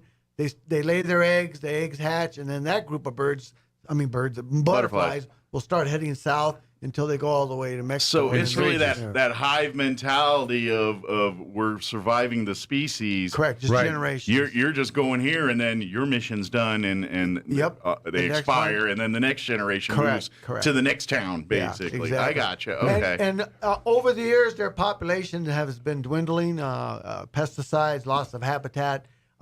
So they're being considered to put on the endangered species list, which shocked me. I was like, which is probably why you're seeing programs like this at the refuge to have releases and getting more monarch butterflies back into the population and start the hive moving forward again on the migratory path. And you can help out too by if you plant milkweed or plants in your garden that produce nectar that the monarchs. Nectar. Yeah. Okay. There's specific plants for butterflies, but monarchs are definitely attracted to milkweed. And this is where my science class failed me. Are they pollinators like a bee would be or whatever? They can be. Yeah. Okay. They'll put their I don't even know what you call it. Their proboscis? They'll put it in the flower and it gets the pollen on. Good deal. So they do serve well to our community. And that's just it. I know we all have our creepy crawlies or certain things where you're like, ooh, why are they here and all that, but every species has a role in the ecosystem, and it's a beautiful machine when you see it all in action. It is. It's all together tied in. So let me not forget to let you know how you go about getting on a list for letting your child let a butterfly loose. Okay. What you need to do is you go to the visitor center. Okay. And we're handing out over basically 200 tickets. Okay. You get a ticket, hold on to that ticket, and then on Saturday, the September 10th day, at 12 o'clock. High noon is when we'll release them. Okay. We'll have 3 spots. We'll send you to those, and then you just take your child, wait in line, and then you can have a photo op with the butterflies. So. Do they release them like at this? Of course, they're butterflies. They kind of do what they do, but I didn't know if they all come and there's this photo moment of 50 butterflies going up at once. You'll see several around, flying around, and you'll see several of them after the festival. They'll be hanging around the refuge. What's kind of funny is the kids, you'll get small kids and older kids, and sometimes they barely put the butterfly in the finger, and the thing takes off like in a second. He's like, I'm out. Other times it'll hang on the finger, and they try to shake it off. Some are probably like, it's pretty. I got everything I need right here. I'm good. And others like, no, I'm out. So, but it's real cool. So again, come on Saturday. You can come anytime. You can come today or the rest of the time before the Dragonfly Festival to get your tickets. Yeah. The center's open from 9 o'clock to 4, and we're ready for your arrival. Yeah, come out this weekend and walk and see things and what's going on out there. And while you're at, you can get your tickets, sign up for some of the tours and things, and get you ready when you come back here on September 10th for the Dragonfly Festival. There you go. On Saturday, we also have some speakers. We have at 11 o'clock, we have a guy who's expert on bats of New Mexico. Okay. So I think he even brings a couple of live ones. He's done a good presentation in the past. Good. So that's at 11 o'clock. Right now, we don't know yet. We're confirming to have a guy who's a really good photographer. He's taken a lot of pictures of Bitter Lake, and he's offered to go ahead and share the gallery. Yeah, share the gallery. Cool. And that would be at 1 o'clock, and it basically he's just going to show you how, and he's going to tell you techniques of photography. Cool. So 1 o'clock, and that might be an opportunity for some folks to see if this is their first time out Bitter Lake, maybe see some photographs of other seasons. Oh yeah. You're seeing kind of the late summer, fall. Beginning of fall time, but Bitter Lake looks different in the spring than it does in the fall, and the winter looks different than it does in the summer. We have an orientation film that was done by some freelancers that did films for National Geographics, and when they came here, they were just amazed at a variety of wildlife. They did not normally people will contract out for a film for a visitor center. It might last for 2-3 weeks. They stayed here for a year. Wow. They volunteered because they loved. They had so for many people subjects. that do this for a living, love this place more than or just found it at a home and ended up calling it home for a lot longer than they usually do. And these two photographers, as a husband and wife team, they've been all over the country, all over the world, filming different resource stuff, and they were just, like I said, they were amazed about Bitter Lake's resource. Cool. So that's cool, and it's right in your own backyard here. So come out to if you've never been out to Bitter Lake Wildlife Refuge, I'd say come out before the Dragonfly, but if your time doesn't allow, make the Dragonfly Festival, this year's Dragonfly Festival, your first experience out at Bitter Lake Wildlife Refuge. Don't forget, like you said, there's going to be all kinds of crafts. There's going to be funds for the kids. There's going to be also lots of other stuff here. And don't forget the tours. Sign up for the tours. It's free, doesn't cost you anything, but you need to pre-sign up. Call one of these two numbers to get an early bird tour time or a dragonfly tour time or a wildlife tour time. The phone numbers you can call is 575-625-4011. Again, that's 575-625-4011 or 575-244-6256. Again, 575-244-6256. And don't forget, they'll be doing those plus at 11 and 2, they'll have the live bird and bat programs out there on Saturday. Correct. They're going to have the kids' fishing pool, the arts and crafts, a scavenger hunt for the kids, all kinds of family fun. Usually some nonprofits have a few things set up out there, little tables and things. We'll have a big exhibit tent with a variety, probably about 12, 15 people. There's some vendors there. You want some stuff for Christmas. Or Scouts going to be doing like hot dogs or Scouts something? will be back again. Okay, good. They're going to be serving, it's a fundraiser for them. And you'll be purchasing either hot dogs or hamburgers. Good deal. So you can come hungry and eat it there, and they got you covered. The other thing, too, is we have a table exhibit with the Friends of Bitter Lake. They're definitely interested in members that want to sign up to help the refuge. Absolutely.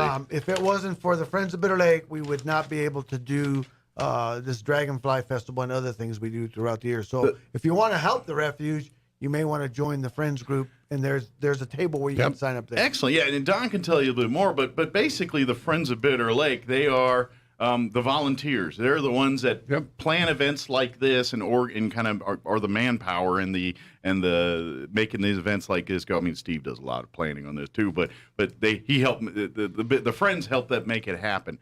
Also, they're the ones that help out and pitch in with conservation projects and various things that are going on out at the refuge. If there's some trails that need to be fixed up, or if there's some wildlife mitigation, because half the battle is keeping the stuff that isn't native to this area out of that area. That's correct. So there's a lot of wildlife management that's going on there to keep the native and the non-native out. That's right. And usually plants and stuff, but sometimes animal life, but mostly it's plant life and things. But yeah, some plants and things that were brought from other continents that are very hardy here tend to sometimes crowd out the things that call this home or things like that. So the Friends do a lot of that too, but there is perks to it, right? To being a friend. I mean, you get to if you love the nature and outdoors, you get to see parts of the refuge that the general public doesn't get access to. There's perks to being a friend, right? Yep. Yes, there are. Good deal. We're going to be that wildlife tour, that early bird tour. We're going to be looking at doing those for members. Okay. It's something we have to work out, but we're looking to get like a special just for special friends tours wildlife for members. Tour. Yeah. Gotcha. Also, we're going to be doing our drawing every year. We have a big drawing. We have this queen size quilt that's got dragonflies all over. Oh, it. cool! Not live ones, of course. And there's some folks that make these every year. Yes, for you guys, these are right? handmade.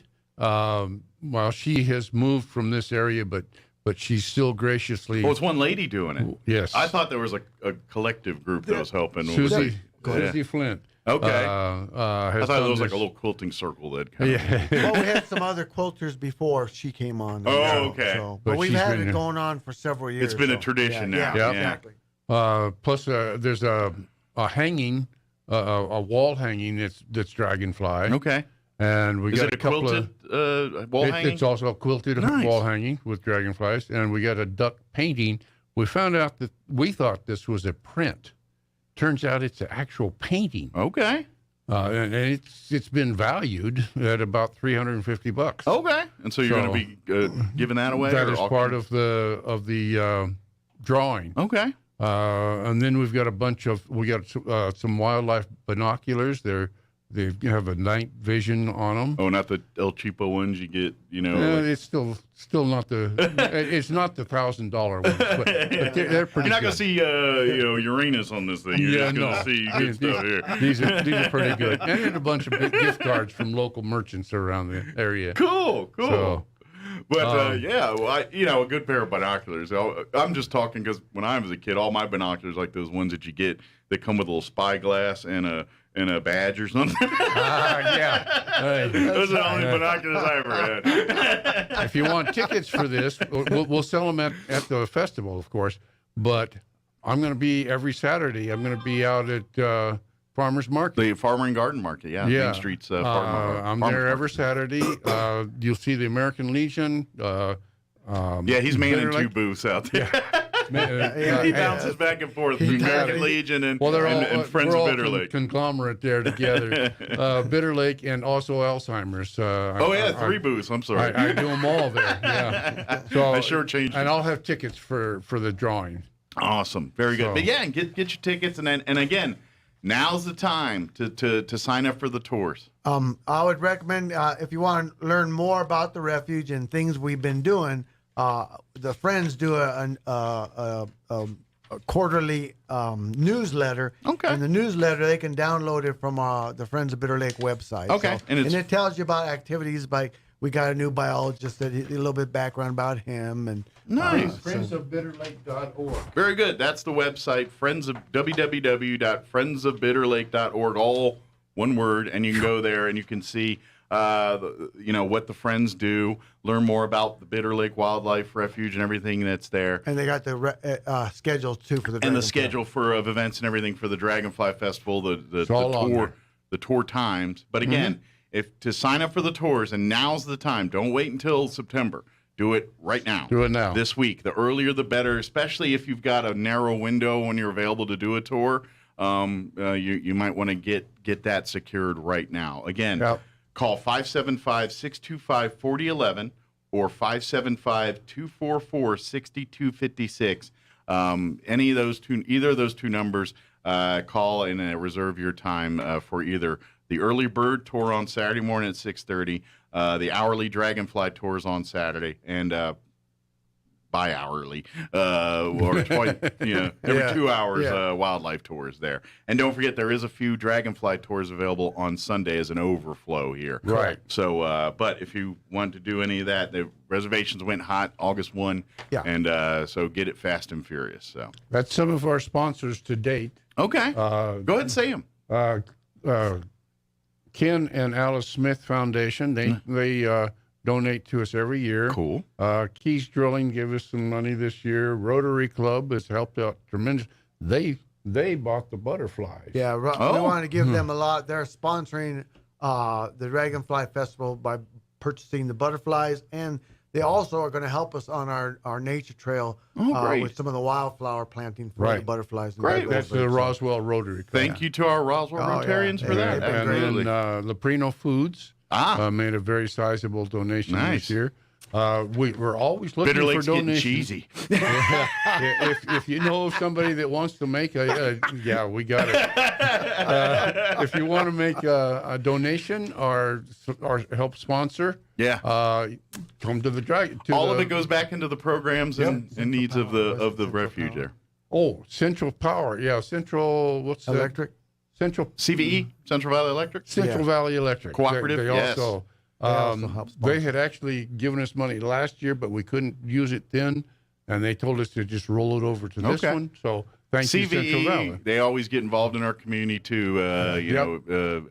They do come into Chavez County. They're more into Eddy and Lee, but definitely they do have customers in Chavez County. But they big supporters of all of Southeast New Mexico. Yep. So good deal. Come out when you're out at the farmers market. Come by the booth, and I'll gladly take donations. There you go. Sponsorships. I've got forms and the whole thing. That's another, they have the early bird tour where the early bird does get the worm at the farmer's market too. So if you're looking for the produce, you might want to make sure you're there in that 7 a.m. hour versus the 10 a.m. I get there about 6, so you give it, take a little. Well, Don's probably got the unique, he's got the pre-snoop. Yeah. So while he's setting up the table, he can go around and nose around like, tomatoes look pretty good over there. Yeah. The squash over there. and the burritos are to die for. Yeah. He's over there hanging out by the big disco cooker right there. He's like, where's That's funny. Very good. But again, if you have questions about anything, don't hesitate to call the numbers. Visit friendsofbitterlake.org as a website. That's a great resource. Like and follow. And then also, do you guys have a Facebook or social media? We have the Facebook for the refuge. Okay. I don't know the address where they're But if you go to Facebook and type in Bitter Lake Wildlife Refuge, it should pop right up in the search bar. You can like and follow that way. As information is released anytime, not just during Dragonfly Festival, but Cranes and Cocoa will be coming up right after that. And it's there's real. Our staff right now is working on that one. We've just really started updating all the information on that. And if I remember right, the gift shop and everything's run by the Friends, right? Correct. Yes, it is. So if you like, that's volunteers to work that store. Right. That's all the kind of stuff they're needing for the Friends. So if you're interested in that kind of thing, reach out. And the bookstore they've got quite a bit of really good T-shirts. They're doing really well. Oh, yeah. They do have some good swag They've got some mostly nature type stuff, but really they've been doing really well in the sales of those. I'd say even a lot of good, like teachers, if you're doing little segments about some kind of nature. Like my wife does a bat thing every year doing it for second graders. Okay. And I know each level has certain things. There's a lot of those kind of things that you can get at the gift shop that kind of would add to your teaching lesson and things, you know. And they're unique there. We get a lot of stuff in that nature store that you won't find anywhere else. Good deal. So unique to the these Bitter are Lake great Refuge. for Christmas or gifts of all birthdays kinds. or And all their money that they make goes to supporting the refuge. Yes. Education, biology. Entirely. Well, and like And the one of festival. those projects was the bird blind during COVID here, right? Was some of that money used to help restore and renovate that too? I'm not sure. I think that one was mostly refuge. Okay. Yeah, that was mostly But refuge. it's projects like that But that's goes that's into. a good mention. It was- We have a really nice observation blind, and it's all redone. It's wheelchair accessible, so it's great asset to the refuge. That'll be very popular during the Cranes and Cocoa event, right? Isn't I that think usually so. isn't that usually the prime spot for watching the they're right cranes there is where come they get- in they're and all pretty- that? Yeah, they So, kind of hang around that area. So just don't spill your cocoa on the new blind. That's right. Get infested by ants. That's right. But don't forget, the 2022 Dragonfly Festival is back after taking a couple-year hiatus because of COVID and all that. It's a full-blown, everything's happening like you remember. September 9th. September It starts 9th with is the 6:30 program, and then all day September 10th, and then some tours Sunday morning on the 11th as well. Correct. Excellent. Yep. Again, to secure your tour times, and really if you have any questions about the Dragonfly Festival or anything related to Bitter Lake Wildlife Refuge, don't hesitate to call 575-625-4011. Again, 575-625-4011 or 575-244-6256. 575-244-6256. And if you don't remember those numbers, give me a holler. I'll get them. Go online and you'll find them there. Friendsofbitterlake.org. You can find the numbers there if you're driving around. Yeah, and the staff at Bitter Lake and the friends want to also thank you for your support for. It's easy. I have no problem. This is my job is to tell people about great things in our community, and Bitter Lake is one of those things. So, and you do a good job of that. Thank you. Job, Mike. It's a blast. And Dragonfly Festival's fun, guy. I mean, It bring the is. whole It's a fun family. The thing. kids are going to be running around, having fun, and that's the thing. The kids can come out there and get in the park and run. I mean, it's a refuge, and we're protecting wildlife, but The kids can go and be kids out there too. Sure. Correct. Just because you can't boat and swim in the water don't mean you can't have fun out there. That's right. That's right. So, all right. Well, good deal. Well, I'm sure you got to get back out to the refuge. You're going to go see how much rain you got. And then Don's probably going off to one of his 20 volunteer events that he's got this morning. I got a few things to take care of, yes. Always do. There you go. Well, we'll see you later, Steve. I'll see you tonight, Don, that's right. at our other meeting. Yep. Thanks a lot. Thank you, guys. Thank take you, care. Mike. We'll see you again Appreciate soon. Jared Sorello. The city of Roswell will host a tourism talk on Tuesday with the goal of providing helpful information to local lodging establishment operators who need to submit every month the lodger's tax and convention center fees that they collect from their customers. The meeting will be in the large conference room at City Hall from noon to 1 p.m. on Tuesday. The city planning to hold similar talks each month. Also in Roswell, police are asking for your help in finding an elderly woman who has been missing since Sunday. Janelle Bryant was last seen in the area of West Hobbs Street and South Union Avenue in Roswell at about 3 p.m. Sunday. She was reported missing by her son, whom she lives with in the area, after he discovered she had wandered off. Bryant may not be able to take care of herself, putting her safety at risk. If you know anything or have any information that could be helpful, please call Roswell Police at 575-624-6770. You're up to date. I'm Jared Sorello. Turn up your radio. Here's the Sean Hannity Morning Minute. I know they're struggling with their own economic issues, but I don't see it the way he sees it. I think China has been building up their military. They want to be the dominant country on the face of the earth, and they've made no bones about it. They're doing it out in the open, and the saber rattling has been real, and it's been consistent, and, you know, the world ought to be taking note. Now, I go back to my theory. If you want to accept that China is now being this aggressive towards Taiwan, the way they were towards Hong Kong and the crackdown there, and they're going to fulfill their territorial ambitions, and you know Joe Biden's not going to lift a finger, nor is any other country going to lift a finger. So what is the best way to combat China? It's financially. Check out the Sean Hannity radio show later today, right here. Finding great candidates to hire can be like, well, trying to find a needle in a haystack. Sure, you can post your job to some job board, but then all you can do is hope the right person comes along, which is why you should try ZipRecruiter for free at ZipRecruiter.com/free. ZipRecruiter doesn't depend on candidates finding you. Its powerful technology identifies people with the right experience and actively invites them to apply to your job. You get qualified candidates fast. So while other companies might deliver a lot of hay, ZipRecruiter finds you what you're looking for. The needle in the haystack. 4 out of 5 employers who post a job on ZipRecruiter get a quality candidate through the site within the first day. ZipRecruiter, the smartest way to hire. And right now, you can try ZipRecruiter for free. That's right, free. Just go to this exclusive web address, ZipRecruiter.com/free. That's ZipRecruiter.com/free. ZipRecruiter.com/free. Here's a Mornings with Mike Winters fun fact. Elephants use these skin folds on their bodies to crush mosquitoes. Mike Winters uses his to hide M&Ms. Here's Mike Winters. I'm meteorologist Steve Hamilton with your Pecos Valley weather. Sunshine for most of the day, but we do have enough moist air to get a few showers or thunderstorms going this afternoon. Our high today in the mid-90s. Scattered showers and thunderstorms for the overnight, cloudy and our low near 70. We'll start off with a mix of sunshine and clouds on Tuesday, and then maybe a shower or two with our afternoon high in the upper 90s. Thunderstorms possible again on Wednesday. That's your latest forecast. I'm meteorologist Steve Hamilton. With the Wall Street Business Report, I'm Rich Thomason. Wall Street opened higher to start off the new week. Investors setting aside worries about interest rate hikes by the Fed.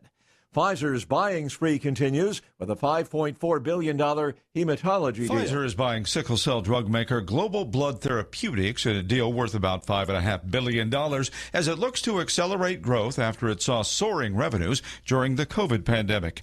Pfizer will pay $68.50 per share in cash for each GBT share.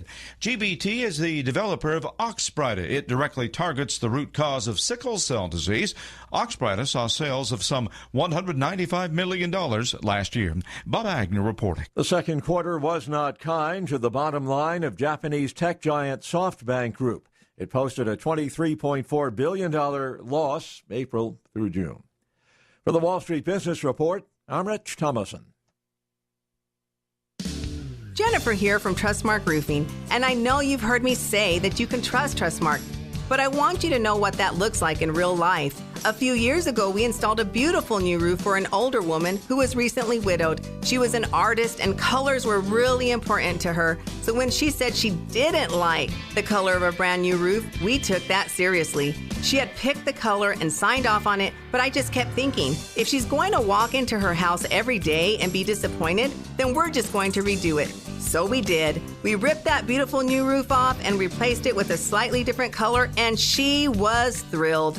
Yes, it cost us quite a bit of money to make her happy, but I want you to know you can trust Trustmark to make it exactly right every time. If you have any roofing needs, call us at 575-755-ROOF or find us online at trustmarkroofpros.com. Trustmark Roofing, we put people first. Well, the biting bugs and the ferocious flyers are out in force, and if you don't take care of them now, you'll be swatting and scratching all summer. Makes me itchy just thinking about it. Hi, this is Jim Gill from Roswell Seed Company. Whether it's keeping the fleas and ticks off your animals or keeping the flies and mosquitoes away from your barbecue, you gotta use the right stuff, and you gotta do it at the right time. So come see us now at Roswell Seed Company, and don't let the bugs tick you off. Get it? Tick. Fall classes at ENMU Roswell start August 15th. Register now on campus or online. Whether you're a new student, returning student, or want to learn new skills or a trade, we have the programs and financial aid to support you every step of the way. Take classes during the day, evening, or online. Talk with an advisor today. Call 575-624-7294 or log on to roswell.enmu.edu. ENMU Roswell.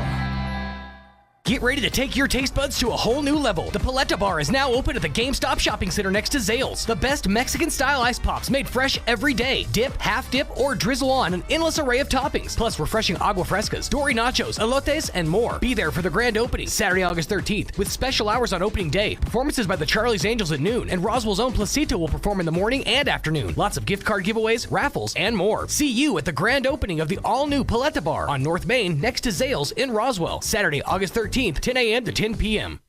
Here's a Mornings with Mike Winters fun fact. U-Haul is the world's largest advertiser in the Yellow Pages. Too bad millennials don't know what the Yellow Pages are.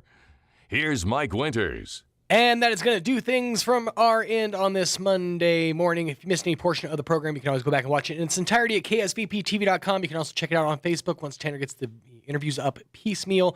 You can catch it there. We'll be back tomorrow morning, same time, bright and early. Got Travis and Sexton on the way after these on 106.5 Roswell's Talk FM. See you tomorrow. The great one, Mark Levin, is now in Roswell on